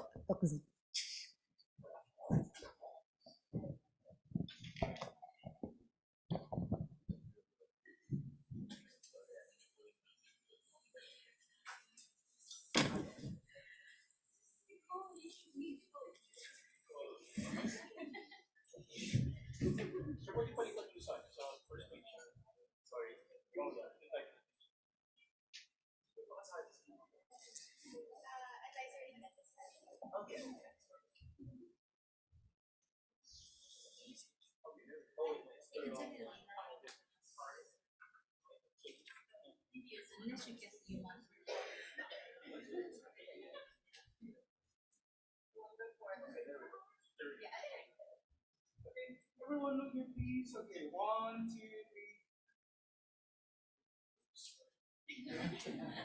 Okay, everyone, please. Okay, 1, 2, 3. One more. Okay, 1, 2, 3.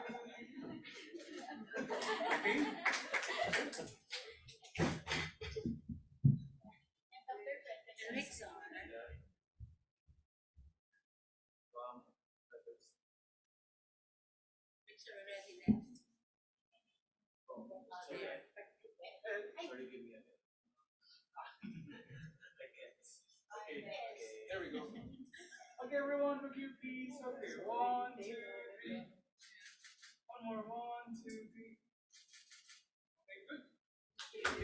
Thank you. So we are actually at the halfway point of our afternoon's gathering. So we are going to have a 10-minute break to stretch and snack outside. The food is ready for everybody. So please come back after 10 minutes so we can resume with the fourth group. Thank you.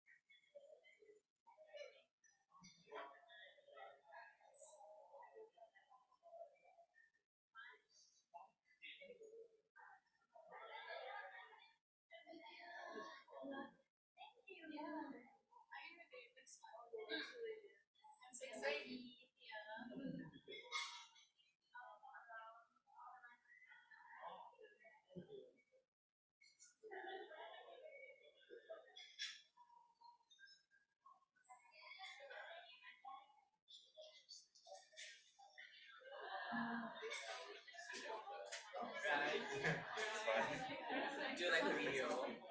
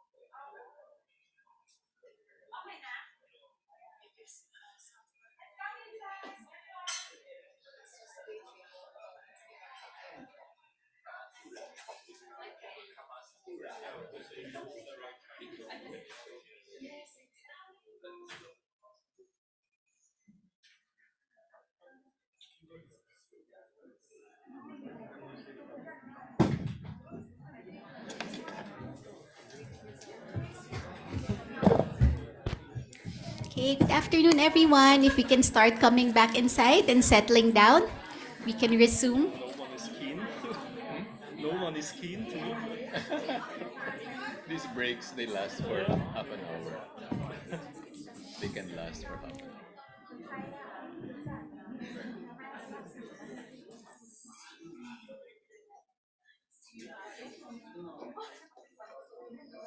When I was a child, there were always Okay, I think as we filter in, I can call on the fourth group to the stage. So this is fostering sustainable tourism partnerships between micro-social entrepreneurs in Bali and Kamakura through a participatory approach. Probably from very obscure sources. I always found them fascinating. I was They a can child. grow in that climate. So probably not very well. But they wouldn't care once they sold it.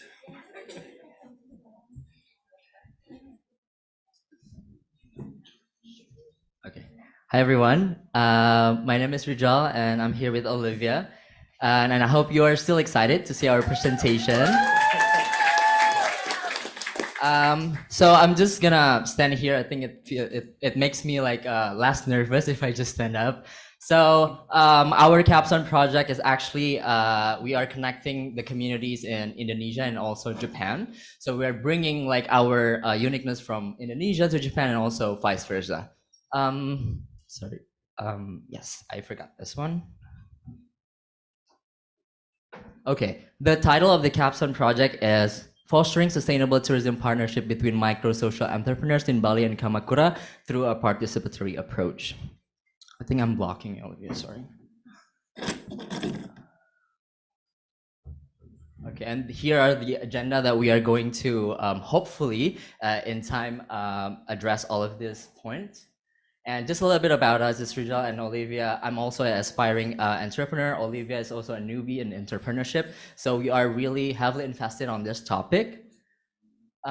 So I would like also to begin with introducing the background. In Bali, Bali has a really stunning landscape. I think maybe most of you know about Bali. It's really stunning and it's rich in culture. However, because it attracts a lot of people to come, it creates over-tourism. It creates a problem that will result to unequal distribution of benefits to local communities. And then we can see the disparities in socioeconomic disparities in the Balinese society. And then on the other hand, we have Kamakura here. They are also really similar with Bali. They are close to nature. It's rich in culture. It also has a similar problem because it's attracting a lot of people, both local and international tourists. It creates over-tourism in the town, in the city. That makes public transportation crowded. There's an issue of littering, and there's an issue of street photography that are badly affecting local communities in Kamakura.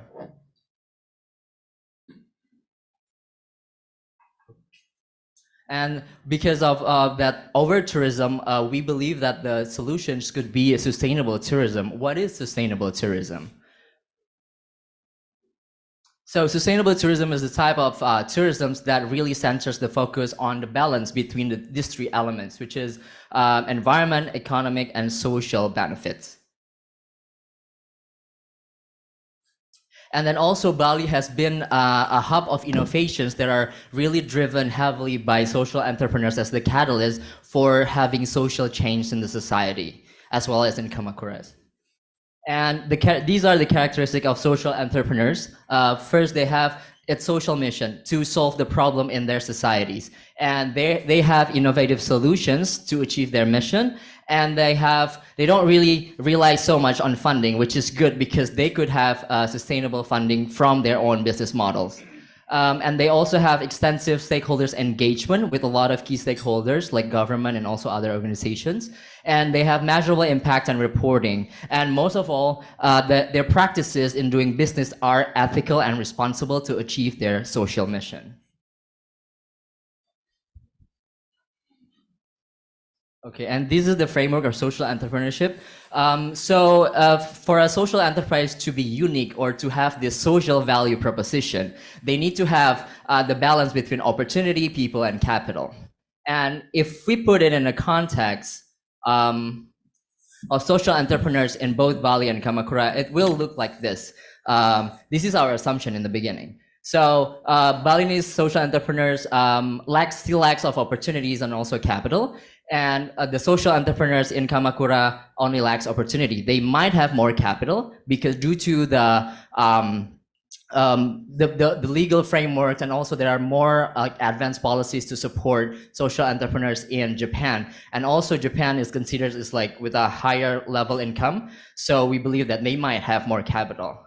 And also when we did the literature review, there's little to non-existent existing literature that talk about what are the benefits to connect social entrepreneurs in different locations, especially with the countries or like locations that have different level of income. So that's why we are really interested in connecting the social entrepreneurs in both Kamakura and Bali. So in Bali, we partner with 5 Pillar Experiences. That's the founder, Wira. And then on Japanese side, we partnered with Hatsuhinode. The founder is Nana.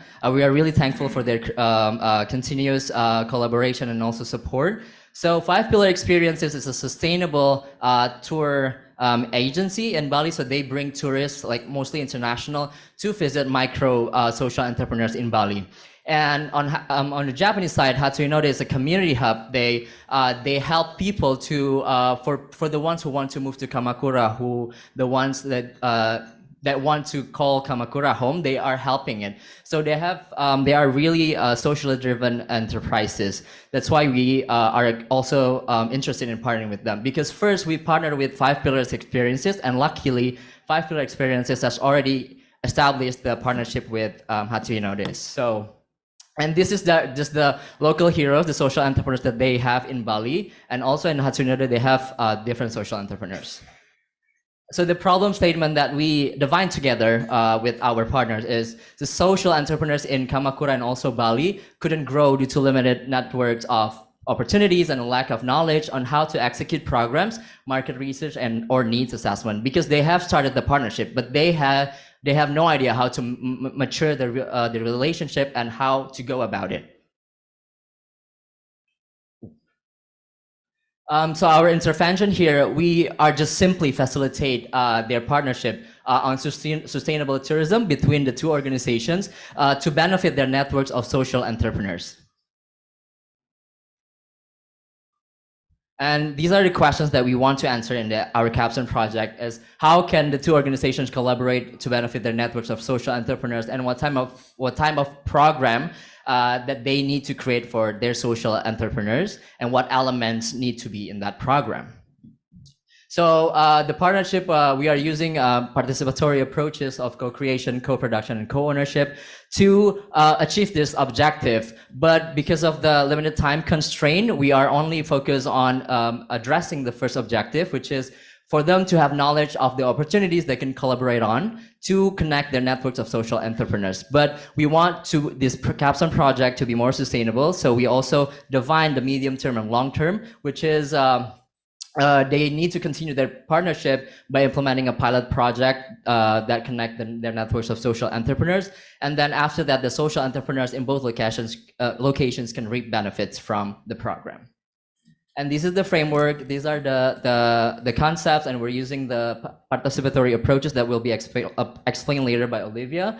And then we've already done the baseline assessment to identify the needs and interests of Kamakura-based social entrepreneurs in towards Bali.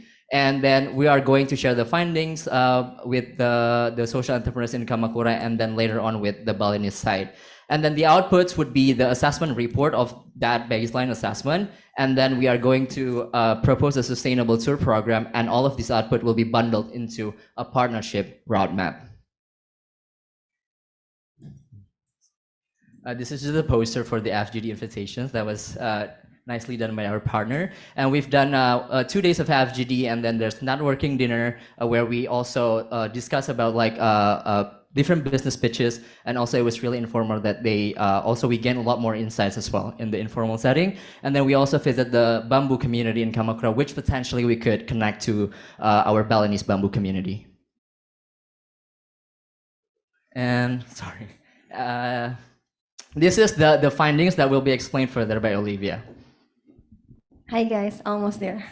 So we are asking a couple of questions to our audience, which is our participants. Next is here. Yeah. So we asked them, what are the challenges of social entrepreneurs? And they said it's pretty much what we already assume as well, that it's hard to access market and identify clients and balancing profits and impacts, because social entrepreneurs is not only about profit, finding reliable partners, limited public awareness of what is social entrepreneurs. Actually, a lot of people don't understand, and a lot of practices that greenwashing. So people said that their product is good whatsoever, but it's actually not, because they just want to sell to market, and getting funds and supports and bureaucracy and red tapes as well.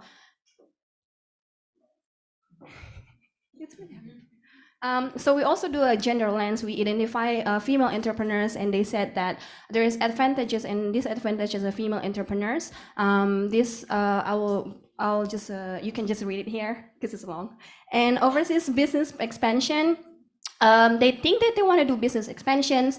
They want to do business expansions to brainstorm ideas on social impact project with local communities. So not necessarily immediately expand, but just to discuss first, and then to find inspirations to create network with local communities and to network with existing social entrepreneurs overseas.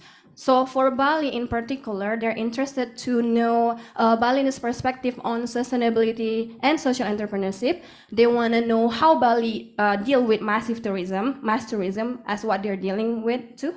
And they want to network with local communities to collaborate with for potential projects together. So doing it together with the micro entrepreneurs in Bali. And as well, because it's Bali, so they want to experience local authentic Balinese to understand how Balinese connected with nature.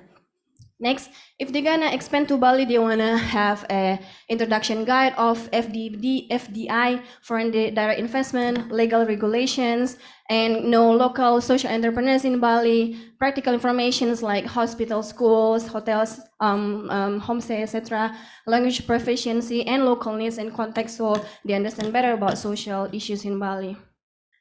And they're interested to meet local communities, of course, to meet the government, to meet lawyers, to meet social entrepreneurs, or local heroes, we call it here, to build potential partnership. And expectation for a tour, if they're gonna go to Bali, they wanna meet young entrepreneurs for fresh ideas and perspective. They wanna meet mature entrepreneurs for their skills. They wanna know local insight, and they wanna understand local cultures and experience beautiful landscape on Bali. So they also wanna experience Bali. So the topic of interest, there are like 8 topic of interest, which is you can easily find if you've traveled to Bali. And these are the topics that our local heroes are doing actually in Bali. And the platform communication, they're very willing to continue communication with us. So this is just the beginning of our collaborations. There will be like a more middle term and long term collaboration with the social entrepreneurs. They want to communicate through Slack, Discord, Facebook Messenger, and email for formal communication. In fact, they are telling that this is not the this all their ideas what we can do together for Bali and Kamakura entrepreneurs. So there's a lot of ideas come up from the FGDs. Next, so the highlight of our activities is that most participants are interested to build partnership with micro social entrepreneurs in Bali, mainly to find inspiration, to build network, and in the long term expand their business. Second is in relation to our framework, the dynamic between Bali and Kamakura is actually pretty equal because we're talking about opportunities, people, and capital. But in that, when we were interviewing them, we figured out actually the capital is kind of similar to Bali, and that's why they were asking about funding and support from the government as well. And the third is the community-based tourism is the type of tourism that is practiced widely in Kamakura. And the last one is 5 out of 6 characteristics that mentioned by Rizal just now is also referred there. Next, so our accomplishment were successfully do the 2 days FGD with 20 participants with balanced gender, male and female, and they are really interested to create a long-term partnership to Bali, to Balinese using our participatory approach method. And we're successfully also gather information that we can analyze for a long-term collaboration between micro entrepreneurs in Bali and Kamakura. And the advantages is that 5 Pillars actually, Wira is actually my long-term friend, so and Wira has had a good relationship with Nana from Kamakura, so it's very smooth, the process, and they're very helpful. And there is a great enthusiasm from local communities in Kamakura, of course, because it's Bali, everyone is interested to go to Bali and create partnership. And the third is because our Nana from Kamakura is highly insightful on how to conduct meeting and businesses in Japan, because there is a local nuances as well that we need to understand. Next. So the limitation is that for some reason FGD is something new for the participants, and there is also a language barrier. And the third is there is limited time for the participant in Japan to understand what are the social entrepreneurs doing in Bali, because there are hundreds of them that we already identified in Bali from a 5 pillar experience from Wira.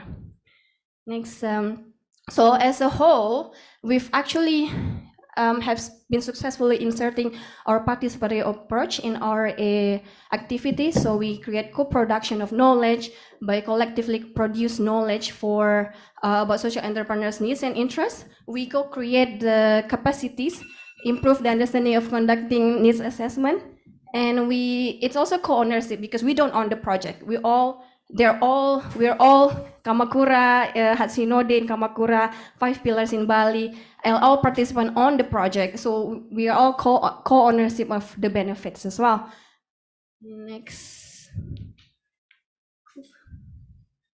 So the next step, so this is not finished yet, and we don't want it finished because we think there's a lot of potential to this project.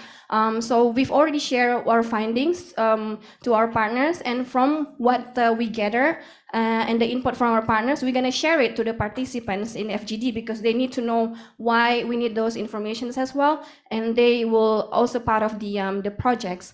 And we will again share it to the participants or the local heroes in Bali to get their insight as well. And then next step, we're gonna match the proposed tour program to Balinese local hero needs online because I think there is a difference of time zone and location as well. And then we finalize the tour program, start creating partnership roadmap at the 3rd week of November. And at the end, we're gonna bundle all the output into one partnership roadmap documents just before our graduation, so 1st week of December. So we still have a lot to do. And this is all the testimony from our participants. This is voluntary done. So we didn't ask them to do testimony whatsoever. They added us on Instagram and Facebook, and they share their insight and how happy they are with the activities that we did in Kamakura. And this is documentations of we are sharing and visit the bamboo community and yeah, just talk to them and networking. And this is the testimony from Wira from 5 Pillar Experience. That they think is a global to local concept, and they appreciate the ideas. And this is from Nana, from Hasuinode, that we're like-minded people that co-create, co-design, and co-produce this project. And almost there. Thank you. Matur suksema, arigatou gozaimasu. Okay, thank you very much. So our panel, again, Dr. Fuentes is joining us via Zoom, and Dr. Pavlik and Dr. Zialcita are here. So do we want to start with Dr. Fuentes again, or would he like to pass the mic and have somebody else go first this time? Yeah, maybe Professor Pavlik, if he wants. I think he has more comments. Actually not. Okay, then I go first. Well, I don't really have questions, because we had over the past weeks, months, we had quite some intense discussions and worked on the various aspects of your research to get to this point, to today's point, and of course beyond. I liked your research and still like it a lot. I find it a very interesting and new approach. What did I say?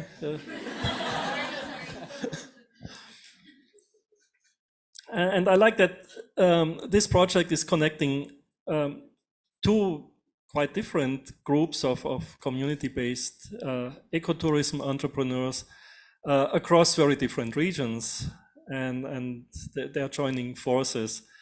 And what they share are challenges and problems, but also quite an attractive place, and as you showed us a few minutes ago, and lots of potential for really a sustainable and profitable development. I think you did some pioneering work, not only connecting the participants with each other, and to look how you can all collaboratively use the potential, but you also introduced research methods that they were not necessarily familiar with. You were dealing with other challenges like language barriers, and you successfully engaged in cross-cultural communication, and these are certainly other achievements that you can show in this capstone project. Well, it's clear, and this is for the case for every capstone project. You only have a limited time to develop your project, your research, and much less time for field research. And during our discussions before, it was clear that there's much more that needs to be done in order to ensure sustainability and a profitable future for every stakeholder. And we already talked about your plans for this project after the MTSF, and I think it is really, and of course, you know that it's very important that this does not end here, that you continue, and you already have outlined the next steps to follow for you and for your partners, especially the entrepreneurs in Bali and Kamakura. And I'm sure they have also quite some hopes and expectations from now on. So maybe this is something that you can also include in this research. And I think that's more or less all from my side. However, I also want to thank Emily Roque Sarmiento, our project supervisor, most of all for her competence and for always being available and for her excellent inputs to this project. And so where I lacked expertise, she would always help out. So big thanks to Emily. Okay, thank you. Thank you so much, Dr. Alfred. We also really want to extend our sincere gratitude to your guidance, and also Ms. Emily and also Dr. Rigzars for all the guidance. And I think if I could just highlight one key highlight from this implementation is that we have sparked the interest in Kamakura-based social entrepreneurs towards Bali. I mean, yes, they already know about Bali, they are already like Bali, but then we sparked the interest for them to continue the partnership beyond just liking the locations, but building the connection with Balinese-based social entrepreneurs. Thank you. Thank you. Dr. Zialsita, would you like to ask questions? Okay, terima kasih. Sama-sama. Roy and Menari. Thank you Terima very much. kasih. Your project is interesting. I'm very interested in your project for several reasons. First of all, my advocacy has been heritage conservation. And as I was telling one of you earlier, you cannot really have heritage conservation unless you can bring into the scene tourism. The question is what kind of tourism? The other reason I'm interested is because actually I was in tourism before I went back to academia. I used to work in the tourism industry in the Philippines in the 70s, but I got out because at the time it was so focused on mass tourism. And I hated the fact that tour guides were so underpaid and so overworked. At the same time, the main product being marketed at that time was sex tourism. I just hated it. I had to get out of it. But I have not lost interest in tourism because I see its value actually for heritage conservation. My question though is this: how do you make sure? Okay, you talk about social enterprise, fine. You talk about community-based tourism, fine. But how do you make sure that that several actors are protected? One, of course, is the employee, because in the tourism industry, unfortunately, the tour guide does not really have a 9-to-5 job. I mean, the tour guide works long hours. How do you protect the interests of the tour guide so that he or she doesn't get exploited?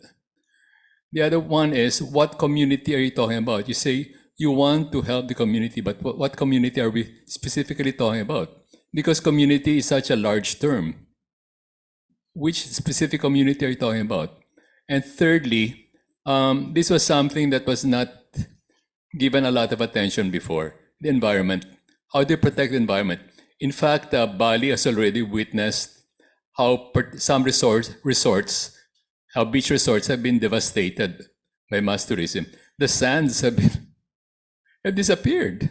I saw a picture of a resort in Bali. I was so shocked at the devastation. So those are my question is, how do you protect the interests of employees? How do you what community you're talking about, and how do you protect the environment? Given your social enterprise framework. Thank you for the questions. I think I'll leave it. Oh, thank you. So the very first reason why we have this, the idea of this is because we have a strong interest to sustainable tourism. I've been living in Bali for the past 6 years. I saw it in front of my eyes, how Balinese, how massive tourism destroy Balinese culture and environment as well. And that's why we partner with 5 Pillars Experience, Wira, where he is a local Balinese, and that's what he fight for. He fight for equality, and he fight for a community base, because most of the profit that comes from tourism goes to big investors in Bali. It doesn't goes to the small small holders tourism activities. So what he is doing is he identify all across Bali, including in North, because most of the tourism goes to South, to Canggu, to Kuta, to Seminyak, you name it.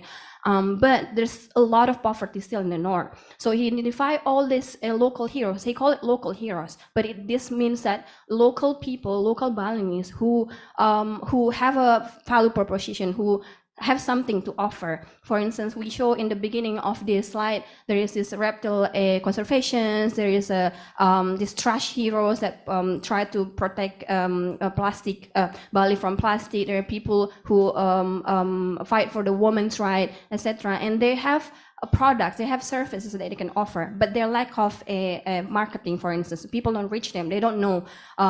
People just go to the mass tourism places that they see on Instagram whatsoever. So what Wira is doing is he tried to promote it. He tried to channel people who do so people don't go just to the Instagram places and then take picture and post it on social media, but he wants to channel people who are interested in the genuinely culture and nature of Bali, and then support these people, support the Balinese who live there. So that's what he's doing, and that's why it's called five pillar. I forgot what the five pillar stands for, but there is an element there where it's a social justice. So he actually pay well to all the people that he employ, and most of the profit actually don't just go to his pocket, but he created an impact project. It's a five pillar foundation where he uplift the livelihood of the local community by creating education, like teaching English or how to do like proper hospitality in the north, in the area where it's not exposed to the tourism. So that's why we believe what he's doing, and we want to support him. And we try to expand the reach of his entrepreneur, because we want also, by supporting him, we are indirectly support these local heroes who need attentions and who actually need tourists to come to them, not just to the massive places, if I can answer it. Just quickly on the second questions, what the communities that we are talking here is the communities that belong to the network of five pillars experiences. So they are located across the island of Bali.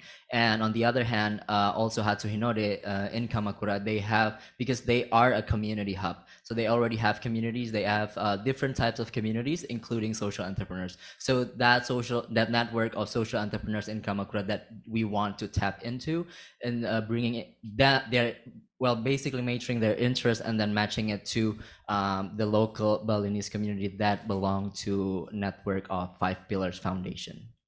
So how do you protect the environment?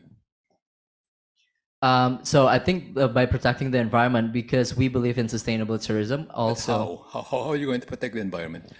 Because the problem with tourism is that can just flood the environment, you know. So Wira don't do mass tourism, as in there is limited people who can come to the tour. So for instance, like 5-10, because he also wanna make sure that when they do tour, they're educated about the local, not just like take picture. So there is a storytelling behind it, why these people doing this and this. And in fact, a lot of these local heroes actually like natural protector, so they do like reptile educations, and they also like this coral protection. So people go diving and they plant coral there, for instance, to get more I don't have to try to get a more coral alive, like with the technology. So not just taking picture, but also like people who do recycling, and then the waving of this plastic trash. So he bring people to show what other people in Bali are doing to protect their environment in the local context, not even massive, just to support them, that they actually do something, and you also need to see what they're doing. And if you can collaborate with them, that will be great. If otherwise, the money that was maybe more expensive that they pay, but it goes well, it spent well on their activism and for enhancing their education and livelihood as well. Thank you. I'd like to know, do you have any documentation of community-based tourism in Bali? Because I'd like to use them for my classes. In fact, by coincidence, this coming week we will be discussing tourism in my class. Oh, nice. Yeah, we actually could get you connected with Wira, because that's also what we've been doing in Kamakura and also in Bali. Just get people connected so that you could also directly talk to him. So we can talk after this. Yeah, because you might also be interested in examples of community-based tourism in the Philippines. Yes. I'm talking about Puerto Princesa and Palawan, where you have community-based tourism. I don't mean the underground river, because that's really horrible. It's mass tourism. I'm talking about tourism projects in a mangrove forest, an old volcanic rock and a visit to fireflies at night. It's managed by the community, and the people are earning well because the resources stay there. They just pay. They sell their tours to operators coming from Manila, but otherwise the profits remain there.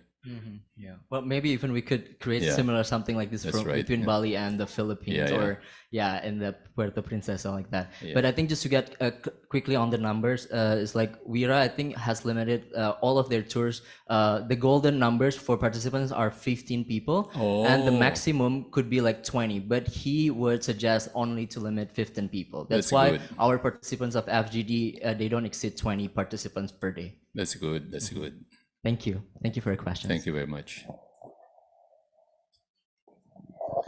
Okay, we're a little short on time for your interlocution, but perhaps Dr. Fuentes has a question or two that we can answer briefly.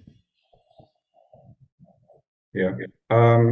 Just first, congrats on your work. And also, yeah, thanks to Emily. Most of the work was done by Emily Sarmiento. And for me, yeah, that's all. I think we've discussed many things, but just a question. I think I haven't asked this in one of our meetings. Haven't asked this one yet. So in case the program, for example, is in place, is there a plan like how to transfer that to the next generation, that maybe to the next person, because we're dealing with local heroes. So what will happen, for example, if 20 or 10 years from now, is there a plan on how to transfer the knowledge basically to the next generation? Those kinds of things. That's all, I think. And most of the comments and most of the questions were already mentioned by Dr. Pavlik and Dr. Zialcita. So thank you again, and congrats on your research. Thank you. Do you want to respond very quickly to Dr. Fuentes? Yeah, we will do it. I think we mentioned about the roadmap partnership that we're gonna do. So we're gonna do like short term, middle term, and long term. What we do together. So it's not only from us producing it, but we will involve also our partners, Wira, who are gonna implement it, and Nana from Kamakura, who are gonna implement it, as well as FGT participants. So it's all co-creation, co-partnership, and co-ownership. Thank you. Thank you very much. Thank you. And please stay on stage for your commemorative photo with your advisor. I think Ma'am Emily is also in the Zoom room and can join the picture as well.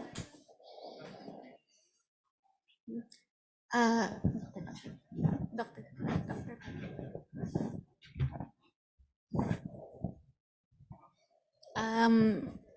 I think is Ma'am Emily able to join virtually? Yep.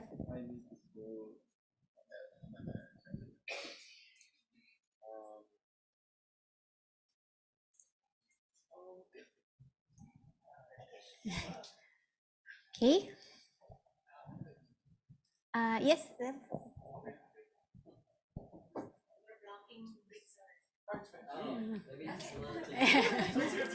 Blackie.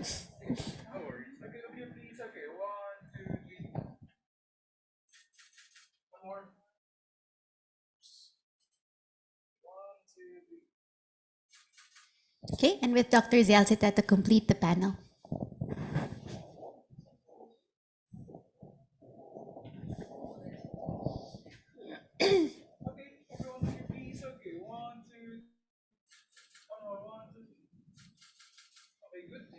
Thank you very much.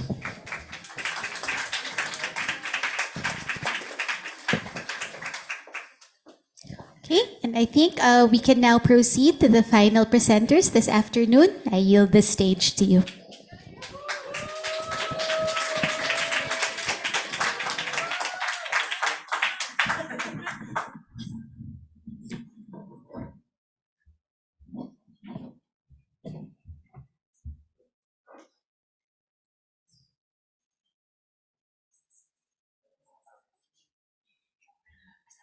Okay, I would like to start. Our group project name is engaging local volunteers and a partner social enterprise to co-create a behavior change communication addressing potable water sanitation, solid waste management, and menstrual hygiene management issues in a floating community in the Presas commune, Kandal province in Cambodia.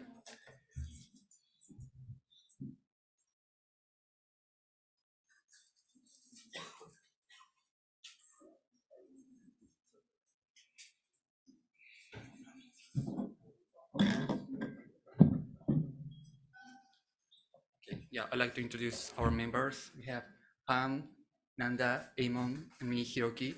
And we also have our partner, Sudrain team, and our academic advisors. This is the content of our project plan. We have backgrounds, conceptual framework, methodology, activities, and key findings, challenges and recommendations, and discussions.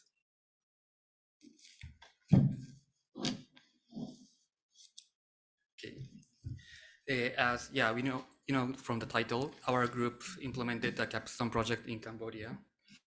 Cambodian Tonle Sap Lake hosts floating communities heavily reliant on these water daily needs, including drinking water.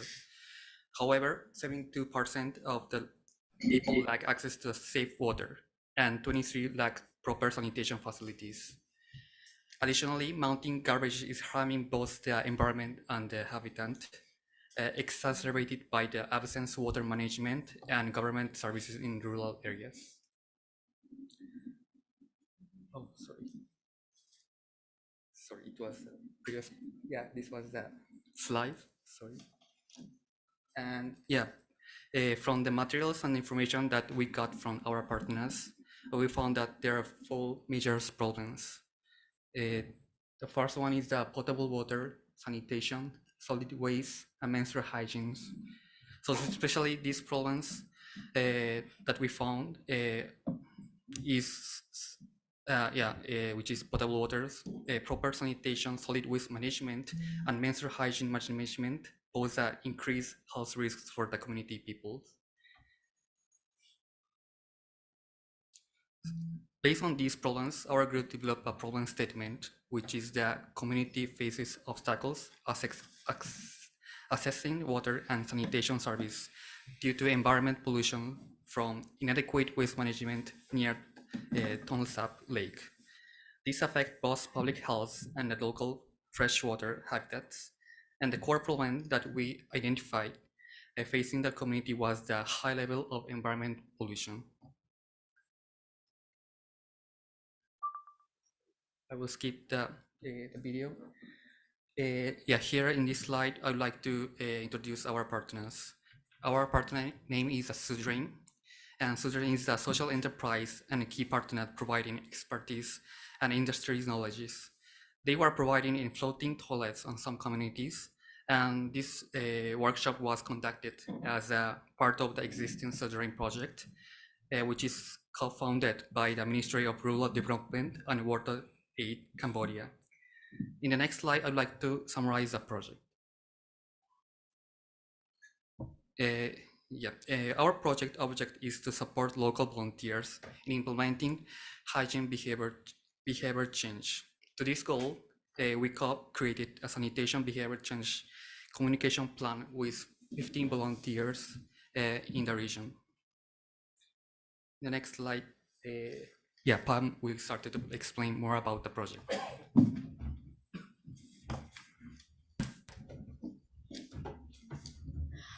Thank you so much. So for the project, during the initial design, we actually we actually use social way of change communication and co-creation and co-ownership principle within the project design and implementation of the project.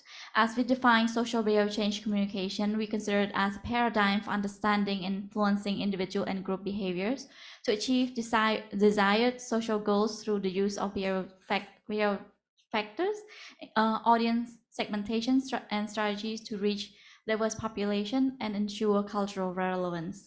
And for the project, we also use co-creation and co-ownership principle, which we define as follow. For co-creation, we define as a collaborative process where multiple stakeholders work together to design and develop solution, project, and intervention. And for the concept of co-ownership, we defined it as a shared responsibility and ownership, ensuring benefits, risks, when responsibility are distributed among all parties.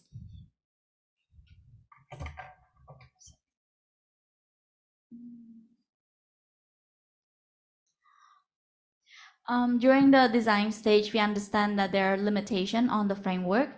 For social behavior change communication, there are a tendency for a top-down approach intervention, and without communication community engagement, it could inevitably be culturally insensitive.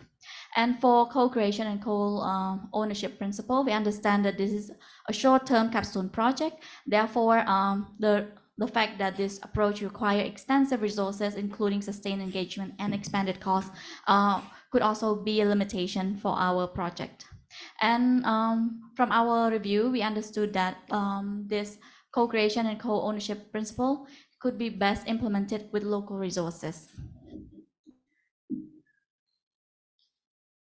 Therefore, we decided to combine these two approaches to ensure that our work, including design and implementation, is actually effective and ethical for multiple reasons. I'm not going to detail.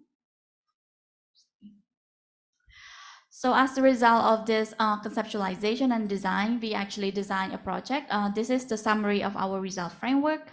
So for this specific capstone project, we actually have one particular objective, which is to ensure that hygiene behavior change communication plans are co-created with local volunteers within the floating community in Kandahar province, with the aim of reducing environmental pollutions, as we identify as the core problem of our project. And we actually have two outcomes. The first outcome is a co-creation workshop facilitation guide, which is adapted to specific cultural, linguistic, and contextual needs of the local community. The second one is a 2-day co-creation workshop, which is conducted, which would result in behavior change communication being developed by local volunteers themselves. And I'm not going to specific input, but you can totally check it out later. And for the methodology of the design, we actually start working in June 2023. Initially, we actually work on literature review, context analysis, gender analysis, stakeholder analysis, conflict analysis, and we also start communicating with our local partner, which is Sudrain. And we started drafting initial idea at this stage as well. And afterward, in August, we also designed the project. We designed development. We design result framework, and then we develop implementation plan, and we start writing the proposal, and we go through process ethic clearance in September, and we have conducted a rapid assessment at the field with Sudrain as well in Cambodia. So for the rapid assessment, after we actually initially designed it off-site, because we are from different countries, we are not able to join in Cambodia, and later, before the project started, we decided to conduct a field observation with our local partner with 3 specific objectives. The first one is to actually identify specific behavior changes that actually are needed at the field level, and we call this thematic area, which we will explain later in the presentation. The second one is to actually observe context firsthand to actually further refine our project idea, specifically the design and the implementation plans. The third one, we actually wanted to double check if the project design and our actually responsive to the local needs or not. And actually, we have 3 high-level questions during the field observation. The first one is we would like to know what are the current hygiene practices within the community. Specifically, what are some of the activities that are potentially linked to the environmental pollution. The second one is what are some of the barriers to improve hygiene practices in the community. The third one, we actually would like to know what are the best means to communicate with local community. So as the result of this field visit, we actually co-created facilitation guide with our partner, Sudrain, which is joining online today.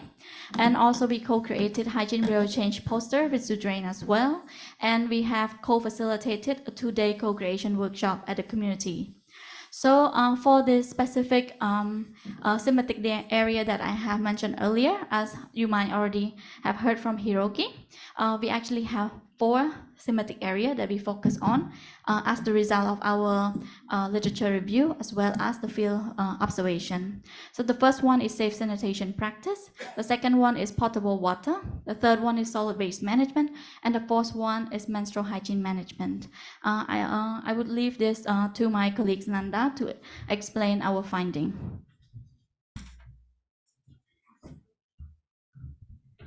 Thank you, Ben. So this session covers the community's existing practice on the 4 key thematic area. Most of these data came from our partner organization assessment and also from our visit report as well.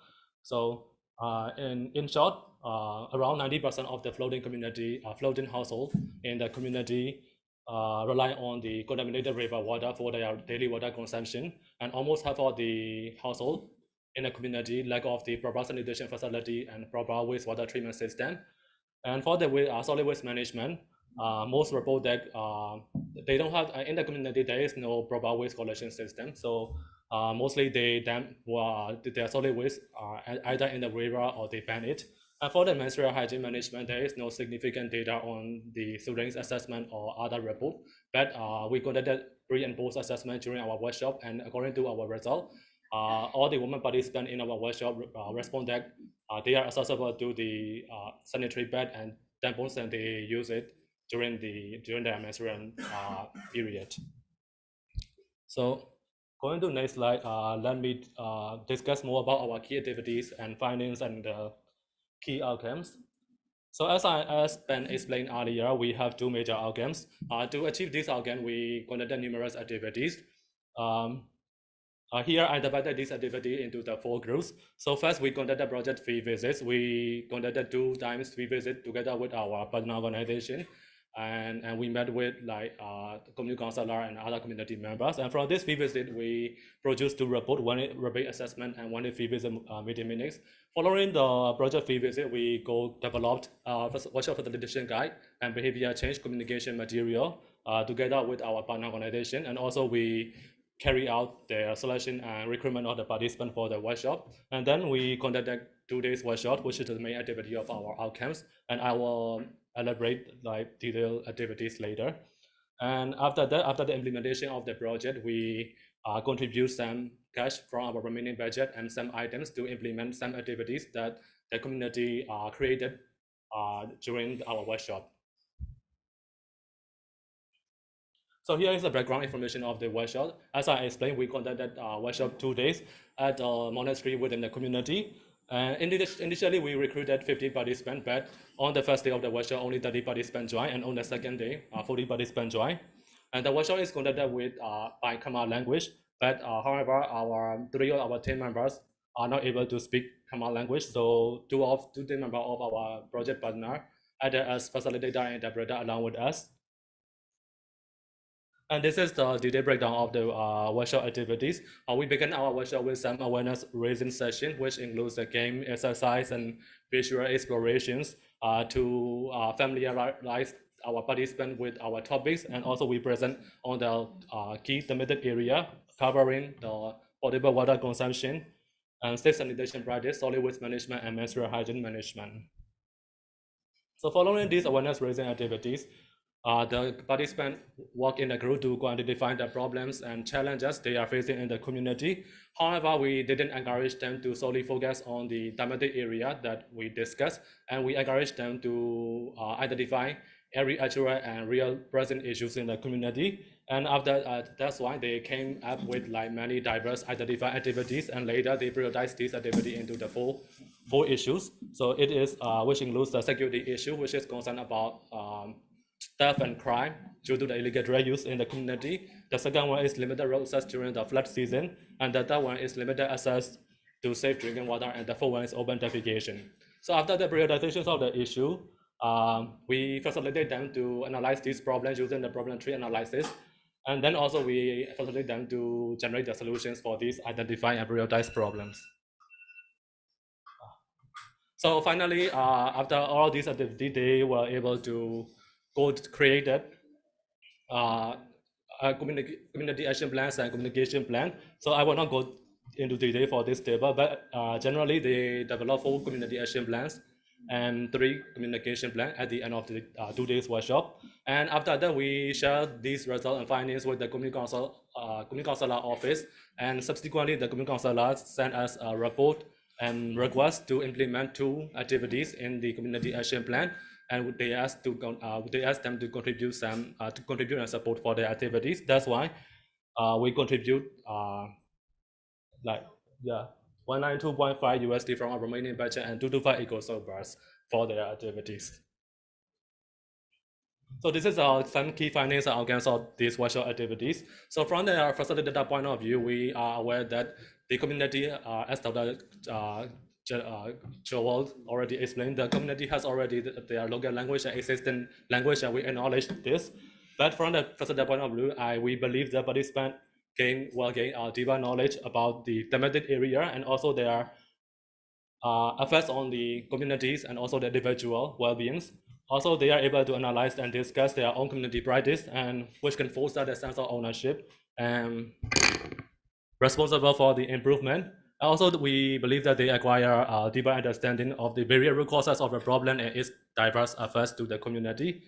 And also, during the discussion, participants share their own experience, knowledge, and their knowledge, and which can foster empathy, and also it can increase collaborative addressing common problems. And also, of course, we also gain knowledge from them, from their existing and local knowledge as for our facilitators.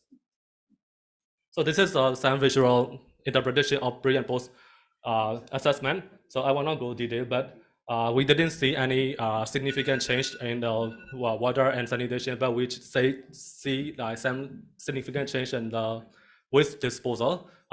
Before the workshop, most respondents report that they dump or they ban the trash, solid waste. But after the workshop, there is evidence that they start gaining knowledge about the composting and also reduce dumping and reduce banning. And for the menstrual hygiene, as I discussed, they are easily accessible for the products. But due to the cultural taboo surrounding the menstrual hygiene in Cambodia, discussion about this topic is quite limited during the workshop. So for the challenges and conclusion, Emo one present.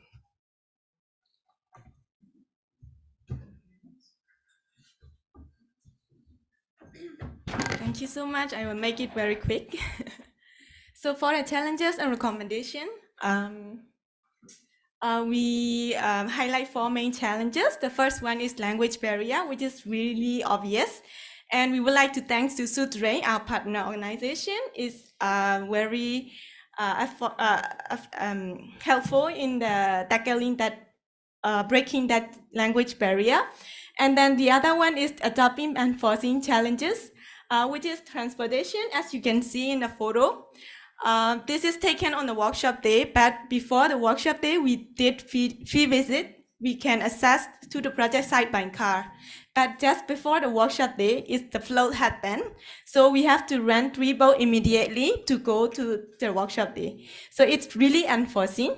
And also the document loss, it is about assessing. We lost some important documents such as consent form because of the participant dropped it in the water. And then the impact of demographic challenges, we focus on the inclusion of the participants. So we have various kind of participants, including young, elderly, men, women, and also different literacy rate. So it is also interesting and also very challenging, and we learn a lot from the demographic challenges. So this is the recommendation. I will let you read for a while. So the first one is balanced group conversation and the menstrual hygiene management. It is very new topic. So we would like to encourage further project to have that kind of topic, and also to recognize primary concern such as security and road infrastructure, also the document management practice. And then for the future exploration, we would like to have more projects in the community because they are really marginalized. And also the workshop materials, due to the participant literacy rate, we really encourage to use picture and story for better understanding. And the last one is the most important one, that is to have better transportation plan, especially in the floating community. So thank you so much for your attention. I know this is a very long day. Thank you so much. Thank you very much. All right, so your panel is here. Dr. Abaya is joining us via Zoom, and Dr. Roselis and Dr. Levise are here. So this, Dr. Roselis, would you like to start the interlocution? Thank you. I must say, when I started reading this, I remembered my visit to the Tonle Sap many years ago. And one of the things I'm actually a little bit surprised that you didn't mention, or maybe I didn't see it in your introduction, it's so distinctive, Tonle Sap Lake, because of the Mekong River backing up, flowing down and then backing up at certain time of the year. And when I was reading about people's drinking from the river, I just wondered, does it make a difference? In other words, is there a time of the year when the water is flowing the other direction, not going up from the city back to them, but when it's going from them down, is it cleaner then? Because that would have some effect. It just occurred to me because it's such a distinctive, very different ecological system. And so I wondered if the ecological system had something to do with people's reactions to drinking clean water or engaging in sanitary processes. So that's one question. The second question is, the connection with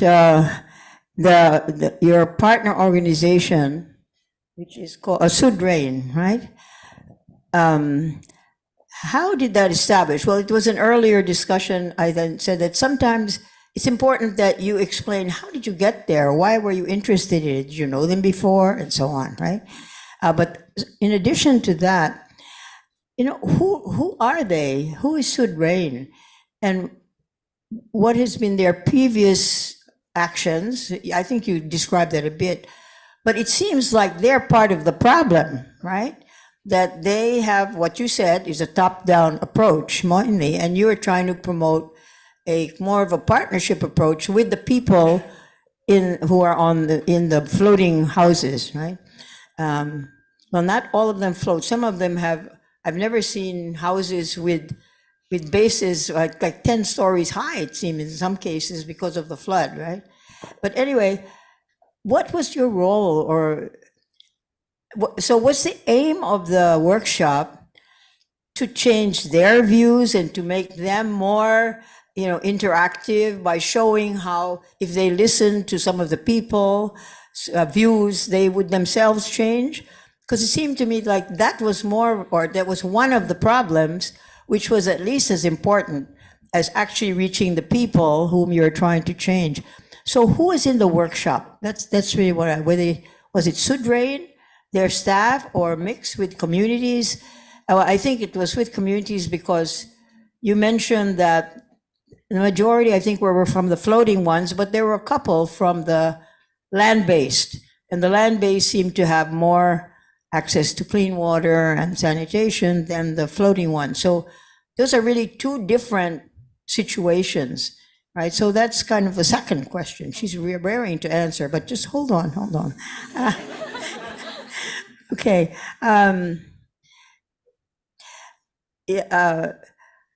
So the process itself, were you trying to help train them in a process of listening, in the co-production notion? Or were you really trying to get them to have more information and the participants in the workshop to know more, but hopefully they would change their mind? We find that with sanitation, this issue of toilets has been in the development agenda for at least 80 years, as far as I can see, and with varying levels of success. And people resist for often very logical reasons, not just because they lack information about the health aspects. And so maybe, I don't know, how much did you look into why did people not get into it? Or let's say you have 48%, you said, found that who are not doing it. Does that mean that 52% actually did have sanitary, had accepted the floating toilet system? If that's the case, that 52% did accept, or whatever, if there was a significant percentage who did accept, how come they accepted and the other 48% didn't? So these are some of the questions that came up in my mind. Thank you. Otherwise, it's a really an interesting project.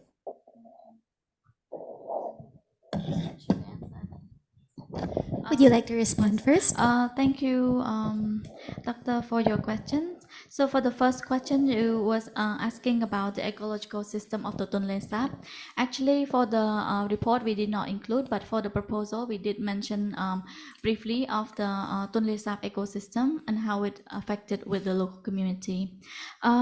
Actually, regarding the practice of water sanitation and hygiene that we actually explored, I understand that the problem that we frame here is environmental pollution, and I agree with you that the environmental pollution is not entirely caused by local community access to sanitation practices, but also interconnection of the Tonle Sap and the Mekong River as a whole.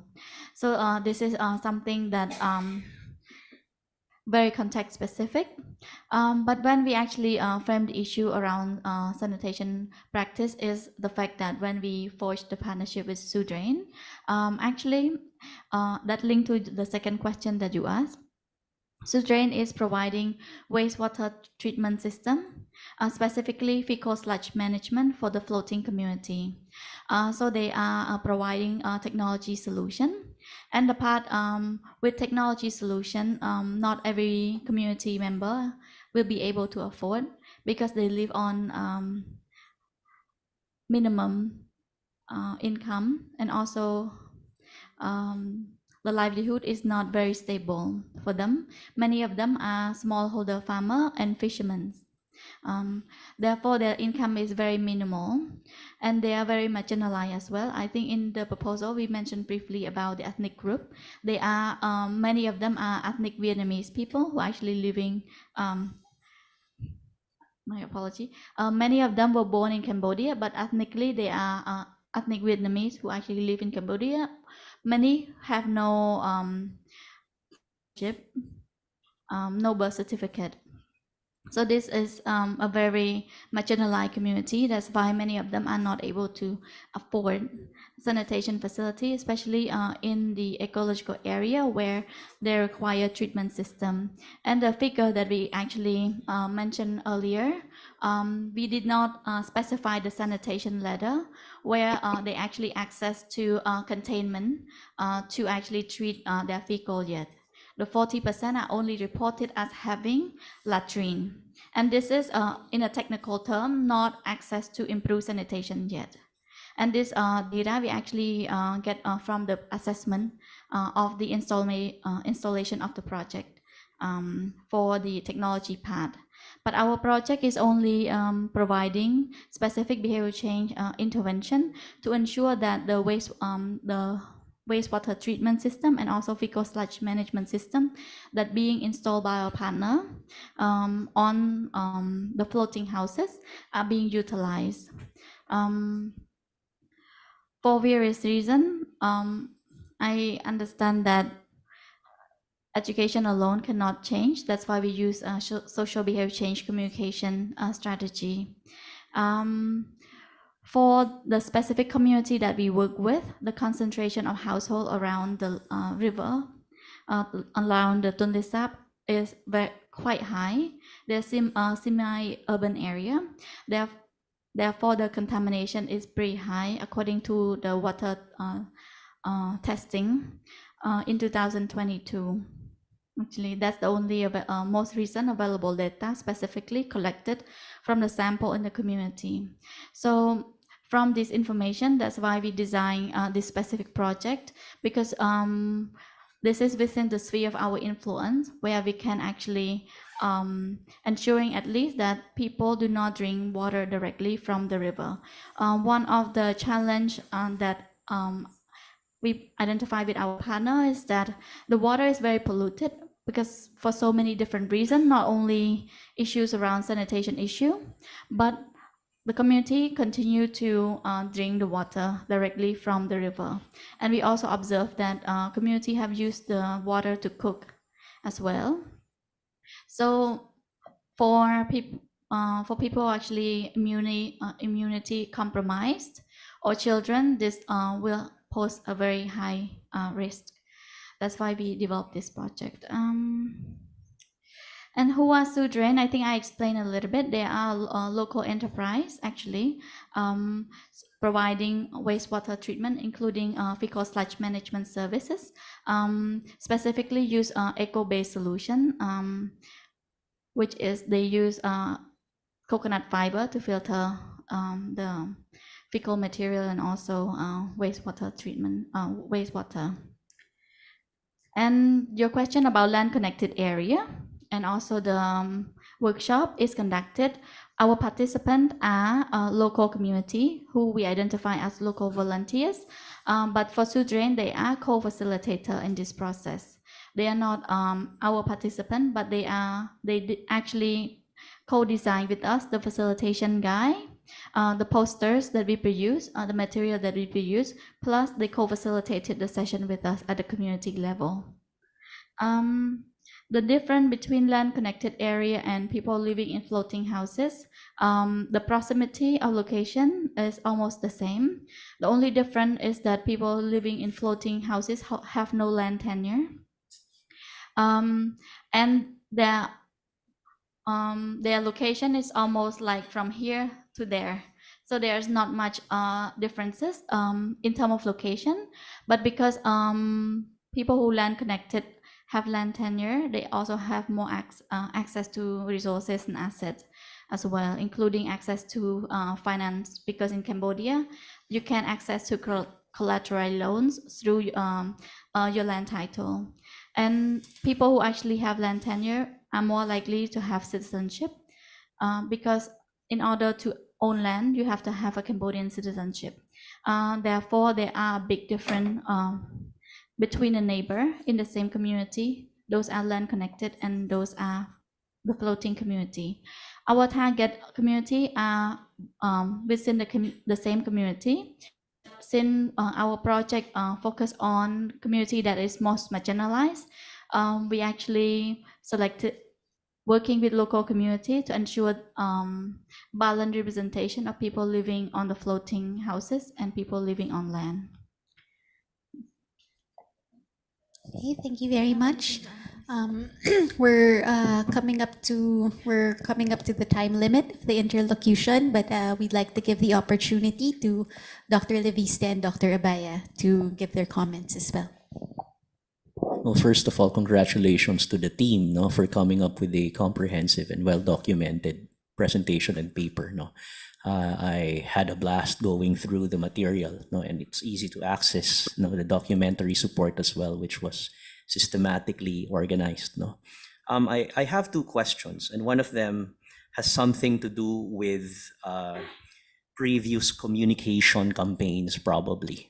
No, were there existing communication campaigns prior to your intervention, and how successful or unsuccessful were these campaigns? I believe you touched a little bit on this, but I think moving forward, as you further sharpen your paper or revise it, it would be helpful and beneficial to articulate this even more, just to have a comparison. You know? So I think that's my first question. And the second question has something to do with gender, which I'm particularly interested about. No, you did mention that you did gender analysis. In what way was gender, or better yet, in what way were gender relations or the gender dynamics influential in terms of your intervention? How did it affect, you know, the team's entry into the community, or your engagement, more importantly, with stakeholders or with your community partners? So those are just my questions. On the gender side, I just wanted to raise that you pointed out on the menstrual issue, the males were obviously not really interested, but the women more. So maybe you can comment.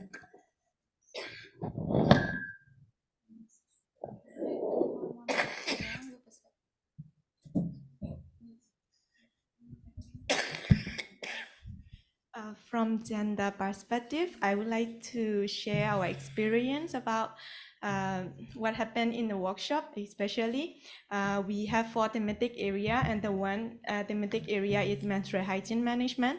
So when we explain about the menstrual hygiene management, we found out that women are more participative, actively participative in the discussions as well. And also, by observing that, we found that there are kind of concern about the menstruation. It's like kind of in the community, it's kind of a thing like it is shameful and they have to hide, so something like that. That kind of things exist in the community. So yeah, anyone want to add?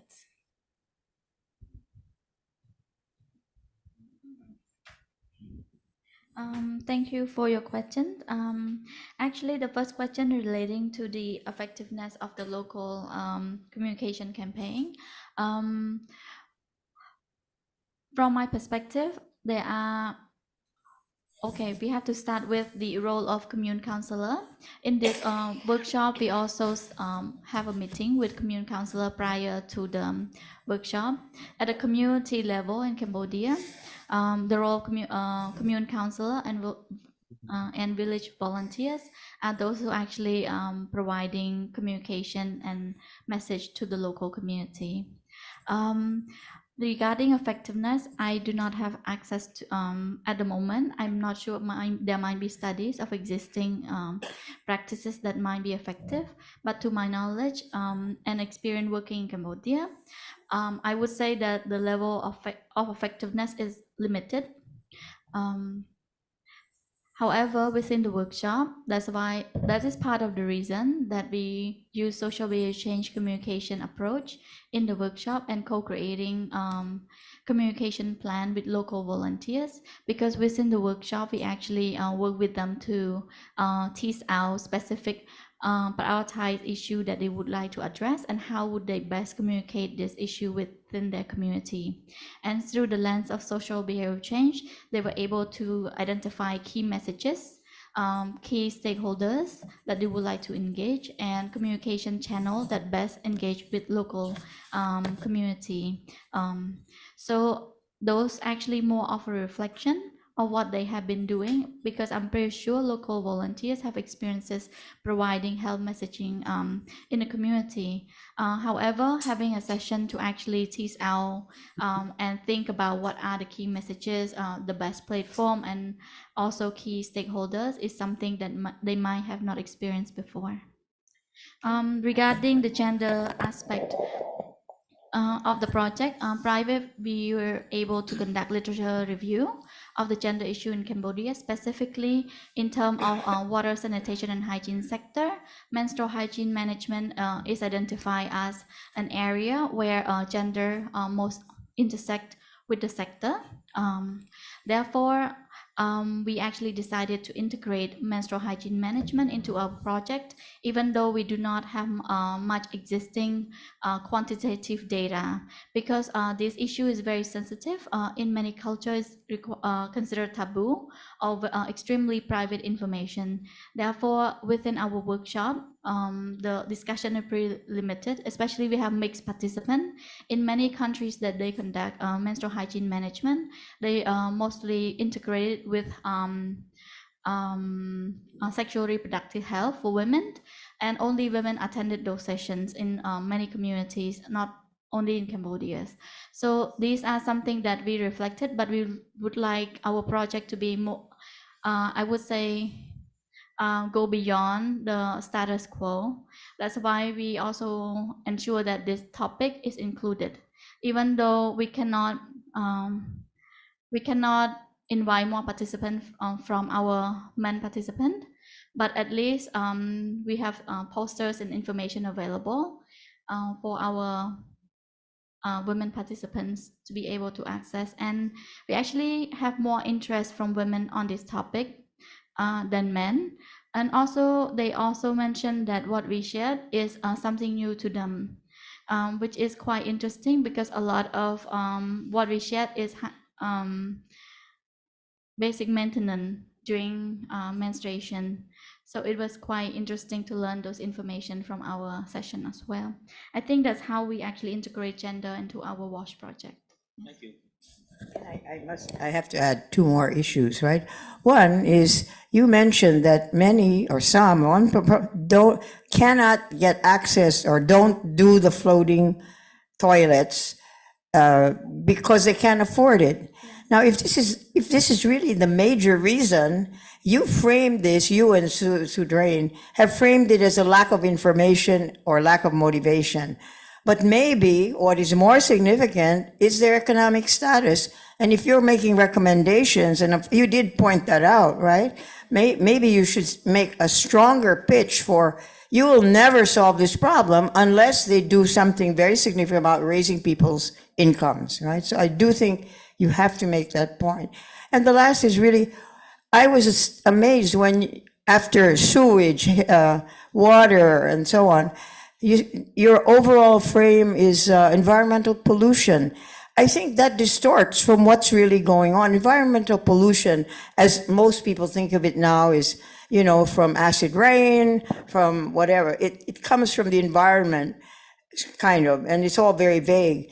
So for you to use that terminology to describe actual behavior in 4 particular areas, I think distorts from the realities of what's happening. I think you should find another way of generalizing the framework. Thank you. I think before you respond, we'll give Dr. Abaya an opportunity to comment, and then perhaps you can respond altogether.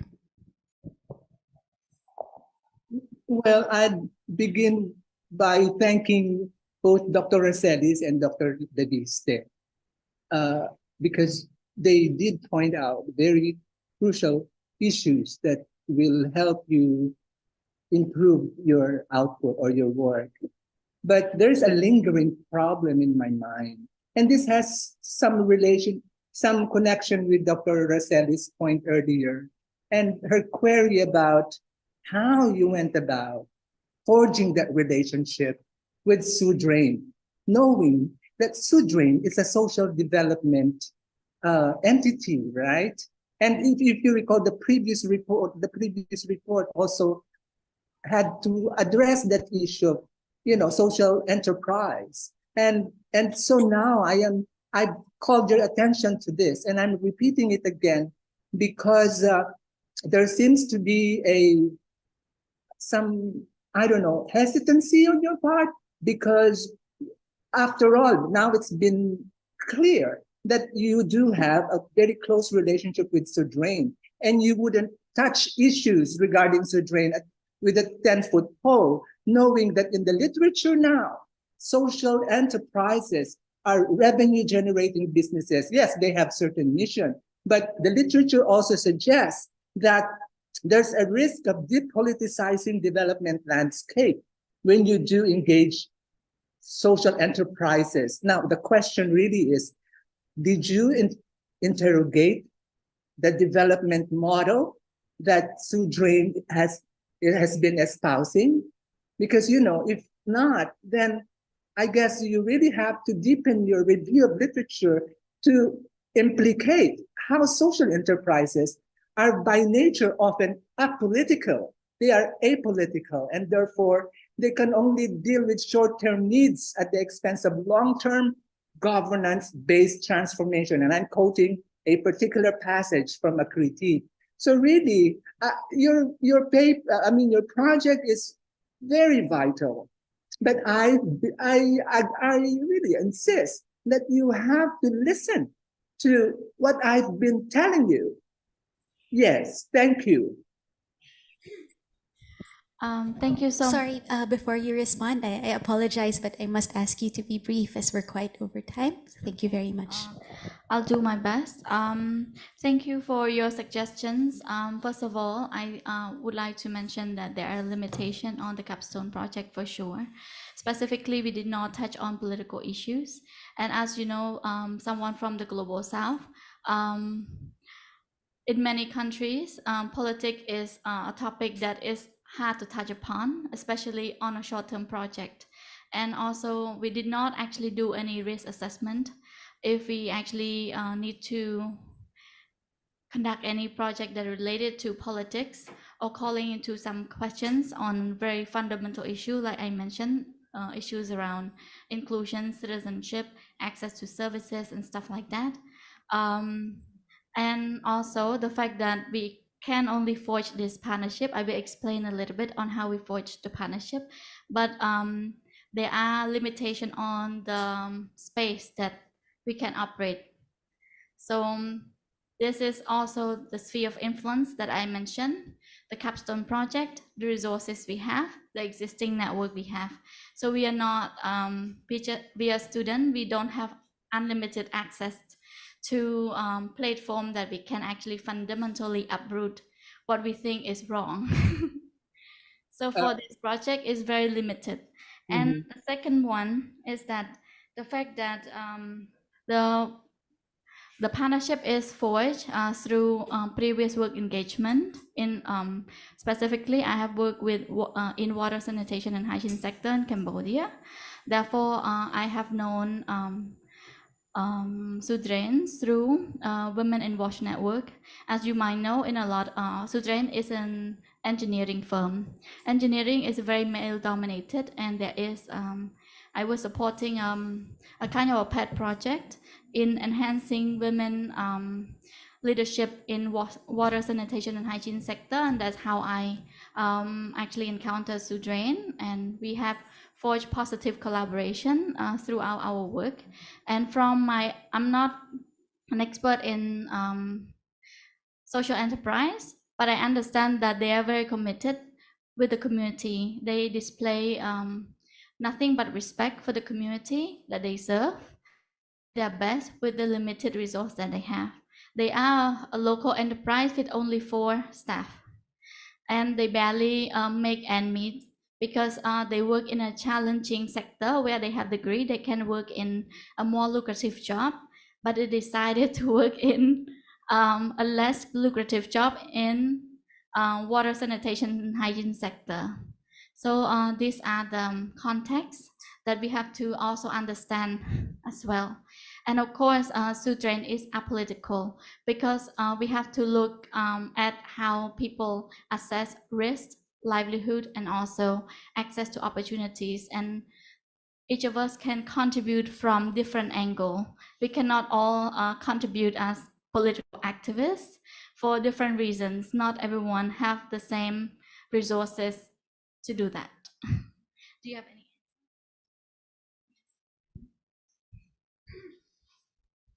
Okay, if that is the case, then you should, as a caveat, because you don't want to let your reader think that you're naive.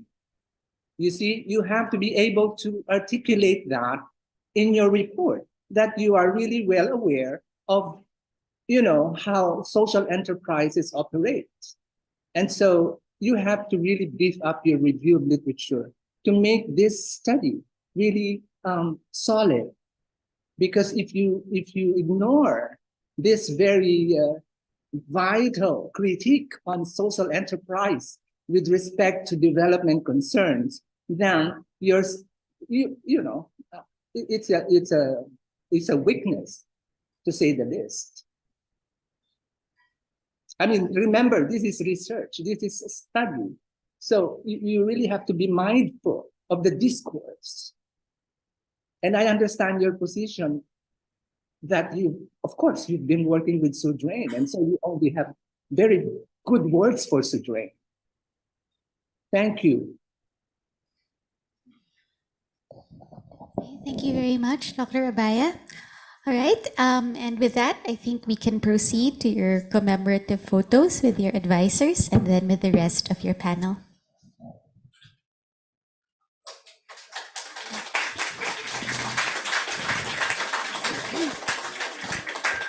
So perhaps we might have Dr. Abaya on screen. Okay. Oh, it's okay. Like Yes, Dr. Abaya on screen pa rin.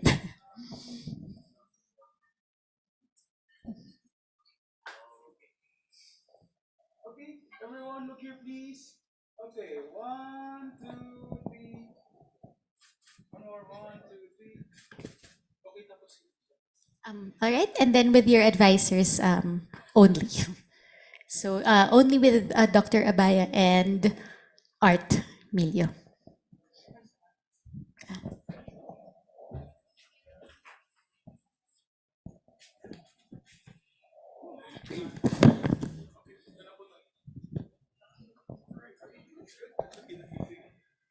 Okay, everyone look here, please. Okay, 1, 2, 3. One more, 1, 2, 3. Okay, good.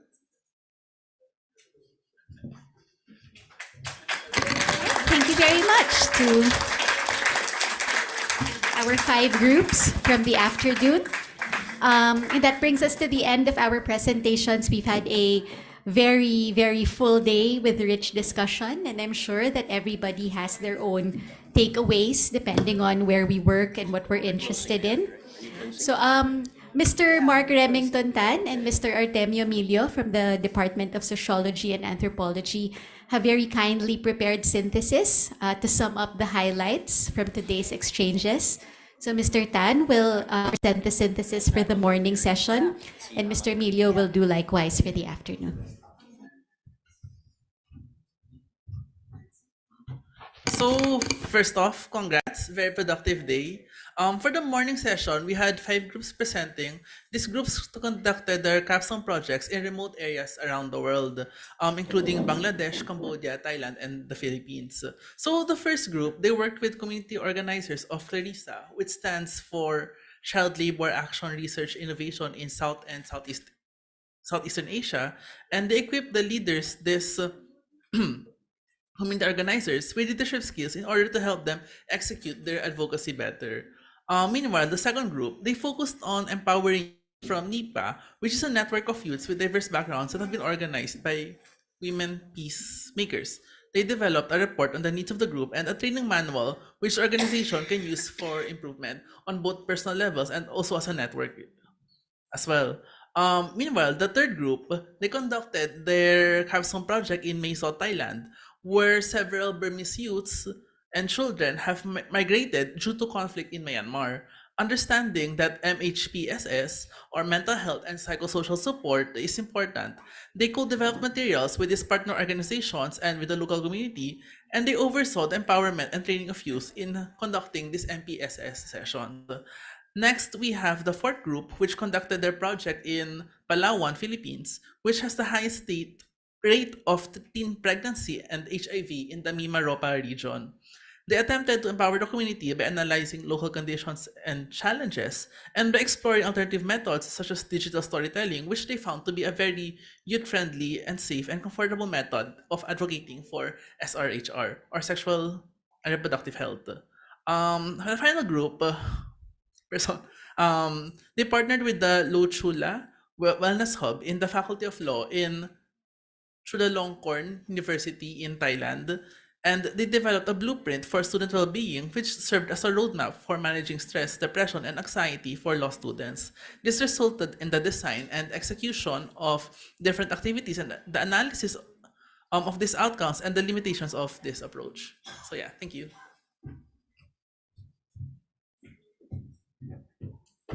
Thank you, Rem. All right, so for the synthesis for afternoon session, it revolves around approaches, methodologies, and ethical issues. Okay, so the presenters this afternoon, through their capstone projects, responded to the pressing issues that their chosen localities are confronted with. Local contextualization of their projects were factored in. Notions of the global and local forces, stakeholders and community members' perceptions of the issue, and ethical approaches as far as problem solving is concerned were raised. Secondly, approaches need not be reductive. So most of the projects this afternoon, as well as this morning, demonstrated a bottom-up bottom-up and participatory approaches. For example, the Bandura group from Sri Lanka illustrates this. They illustrated that the local knowledge becomes, or it's important, basis for creating a more inclusive conservation efforts. Third point, most of the projects partnered with different relevant organizations in varying degrees. The engagements brought up issues on sensitivity to positionalities and power relations among researchers, participants, organizations, local champions, community leaders, and among other stakeholders. The level of engagement from the organization's end to the project and potential points of conflict are part and parcel of ethical approaches. For methodology, the presenters utilize plethora of interventions that take into account the principles of co-creation, co-production, and co-ownership. Sensitivity to preconceived understanding from the researchers, biases, and subjectivities were also taken into account. Lastly, the panelist suggestions, they pointed out several issues. First is sensitivity to the locals' understanding of the project. So there's a need to elucidate on the extent of the locals' understanding. How do the projects understood or make sense to the local? It's easy to say that your project exhibits co-production, co-creation, and co-ownership, but the question of how it's implemented needs to be sharpened. Of course, as others say, the biggest room is the room for improvement. Moreover, contradictions between local understanding and dominant approach should be further discussed. The panelists also pointed out reflections of the researchers. So for training manuals, incorporating takeaways from the researcher's point of view would make the manuals relatable to the stakeholders. Moreover, there's also a need to include, as pointed out by our panelists, perspectives from the experts. As much as local knowledge is paramount, factoring in perspectives from the experts will certainly add value to the projects. And lastly, on sustainability, the panelists comments on it. So years from now, will the knowledge produced by the projects still be carried out on by the next generations? So that's all for the afternoon session. Thank you.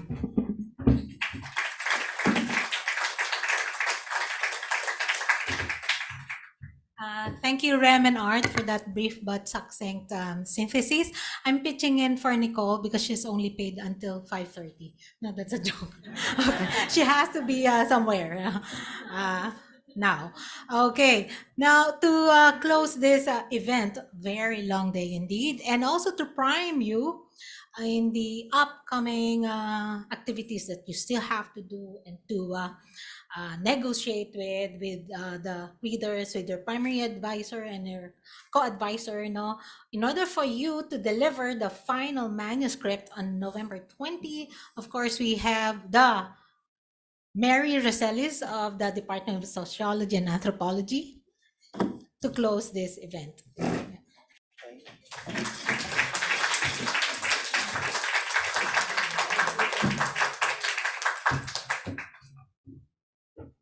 Goodness, can you see me? Well, it's wonderful after almost 2 years of online discussion that we now finally came together and face to face and see each other as much as we really are, although you're very specially dressed up, which I really appreciate. Right? All right, let me start with just a few comments because I think much has already been said. This has been a very rich day and a lot of learning underway. Our two rapporteurs have sketched out the main points, but let me add a couple, maybe more things to think about. One is that all of you were imbued with the notion of co-knowledge generation, we know the co-production, etc. And all of you did try to get into that mode. As you discovered, it's not all that easy, and it's not common in social sciences still. I think we're trying to make breakthroughs, some of us here at the Ateneo, as well as some other places as well, also. Because the standard thing was, research traditionally was you go, you get a community, and then you go in, you have a problem that you research, you get the data, and you go and you publish, and that's it. And then around the 90s or so, the world of social science got a bit guilty about that and realizing that that wasn't of much help to the people who have the issues, the problems, and the development programs were failing all over the place because people's views were not brought into the picture. So somebody would have some kind of project underway, but they would first try and get communities to adopt that project. Well, we know that's really participatory processes. That was very participatory research action, PRA, all of you know that. But I think what we have been trying to do is, and you see a lot of that much more now in the literature also, is to move a step further and say, get the frame or get a community to frame the problem, to define what is the problem. Granted, you go in because you have certain ideas, and but the pitch is first you have to listen to, get to talk to some of the communities whom you already identified must have some issue or some problem, and see how do they see it. That's the difference between participatory action research, as is traditionally understood, that an outside project is brought in for more participation. What us we're saying is, you don't start with the project as such. You start by talking to people whom you think have issues to be resolved. Usually there is and if there's a partner group there, an NGO, a faith-based group, even local government, you try to deal with them to see what is the problem really, and who is going to solve it. Of course, it has to be the affected people who solve it, and that goes through a whole organization process. Information becomes very important, and that's where the social scientists among us are most skilled at providing that kind of information. When I say providing, I mean making it, getting a process going where as much as possible, the affected communities are the ones who are gathering the data, framing the problem, gathering the data, and you are helping facilitate that process. It's not easy, but I think many of you saw that you try, and some succeed very well and some less so. A lot depends on what's the political situation, what's the history of the community, and so on. Okay, so I think this is really a breakthrough. What all of you have done is really a breakthrough for me anyway, in social science research as we know it, at least in this country and actually many other countries. I think the Philippines is very much ahead in framing social science, partnerships. And you use the word partners because that's what we're talking about, partners. Let me just add a little there that if we're in this mode of knowledge generation, maybe we have to get away from the term training, because training is a very one-way process. We know something that we want. I know something I want you to know. When the notion of co-knowledge generation is we all have knowledge, different kinds of knowledge. Sometimes they overlap, sometimes they don't. But it's a co-learning process. So I always try to say, even when there are training programs, I suggest if you're really trying to get people who have the problem to speak up, then call it co-learning, because it recognizes that you're learning from them. It's not a one-way process. It's a multiple two-way process. Okay, there were many issues that are formulated: gender, SRHR, waste management, so on. And these are all really very crucial ones. And most of you show that those are real issues in the community. And the question is, can people improve? Do they really want that? Number one, and you establish that. But how do they do that? Is it information only, or do we have to look at the wider socio-economic political context, which very much depends, as we've already just discussed, on what the political situation is. Let's see. I guess what really struck me also is here is, well, the ones I know, I have the Palawan case where I was more involved. You have, a Sri Lankan. In other words, there were no Filipinos in the team.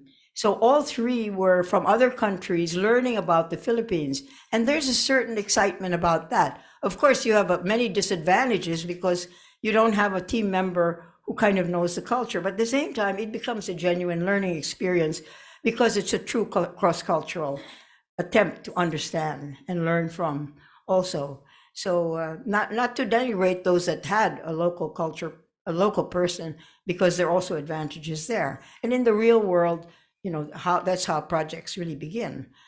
People are interested in something. But I think the fact that for most of you, you were working in a country different from your own gave you enormous insights, right?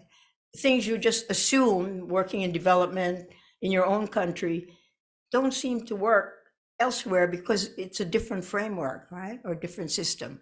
So that learning, I think, from this whole course has been very significant. Of course, plus being in Costa Rica half the time was certainly helpful. One issue that has come out all the time for all of you is all of you have, input, what was the input, what was the output, but still, I think many are struggling with what's the impact of this. And I think many, Professor Torres especially, raises that question all the time, very relevant one. What's the impact of this? Did it change anybody's behavior, not just the staff of whom you're trying to rethink, but in the long run, did the people that you hope to benefit from this new program or new outlook, did it change them? The dilemma is that you're not there long enough to find out, because you're just there up to a point and then you don't know because you have to leave. Did they really do it? Is the entity, the NGO or faith-based group or whoever, are they going to carry through? Maybe they're just saying, oh, this was really interesting, or they were excited, but then they're not really going to do anything. So I hope in some ways all of you will stay in touch at least. You certainly can't be faulted for not really knowing what should be the impact, because impact is a long-term process and you're not there. But we hope that, I think if possible, that you got to be close enough to the local people, whether NGO community, to continue to stay in touch. I heard some people were saying, yeah, if they ask us to make a comment on this, we can always get online, even though we're in a different country. In other words, that, yeah, I can still help. And I think if you can do that, and if they have enough confidence in the need for you to do that, that is a big plus. That shows that what you did really makes a difference, is making a difference for them. So I think if you can find out what are the prospects for continuation at the end, if they're sure, if they're not sure, get some sense of, are they really going to carry through? And is there something you can do outside the coursework to facilitate that? I think would be very effective. As earlier said, let me reiterate, put in more quotations. But I saw this lacking, people talk, and let's say the ones in Palawan, what was one of the initial problems that teenage sex, not teenage pregnancy as a problem, but you never heard, or maybe I didn't read close enough, what did the teenagers say about that? Did you get that somehow? They must have come out in some of the discussion for all of you, in all of these workshops, talking to people. People said a lot of things. If you don't capture that, ideally, the best is, of course, in your own language. And if you're writing in the language, it makes a huge difference if you can use the local languages, but mostly we cannot. So at least get the translation to show that these are people who have ideas. And when they speak, when you quote them directly, it makes a huge difference in the write-up. It's about people and change, and how they see change. Well, so I think that's kind of really what I wanted to say. I hope that we stay in touch. After you're all at, you will be at, alumni, and we have regular connections, but those Anthro, of course, has special connections, which we very much value with you. Your particular group is distinctive because not only are you very knowledgeable about development and you've had the community-based experience working with people on their issues, but that has been linked with peace. And if this world needs anything, it's really peace. So if you can combine peace and development, that it has to be the future of our world. So let me say that be the change that you want to happen. Listen, enable those who have the problem to speak, to exercise their own agency, enable them to gain what they too often lose is respect from their own society, their dignity, admiration of their own society, because they deserve it. They're the people, they're the citizens. So Godspeed to all of you in the next weeks and months and years. Thank you.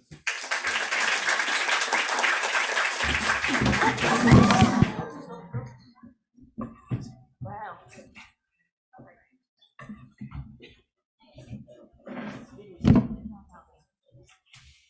I'm alive.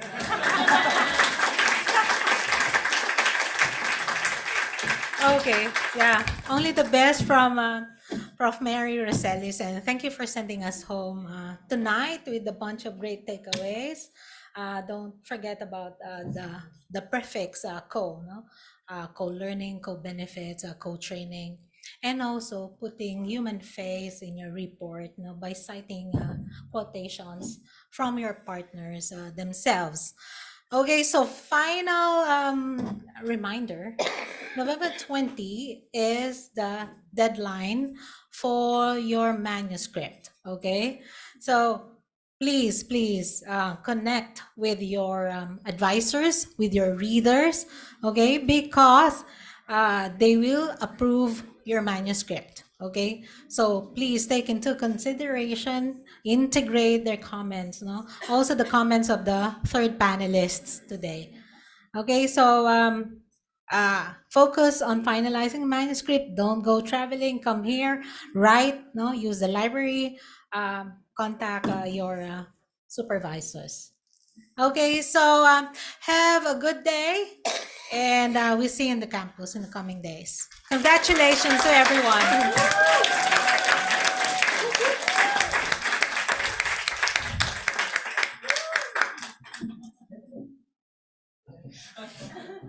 Okay, you can use the stage if you want more picture taking. Yeah, that's that's me. Nothing like a grand report. Talaga naman. It's okay. No, we do this. You sent this online, right? Yeah, I sent that. So each one is for the whole team, not one person. Yeah, for the whole people. Oh, you're so strong. Yeah, you were able to catch yourself. Well, unfortunately, he was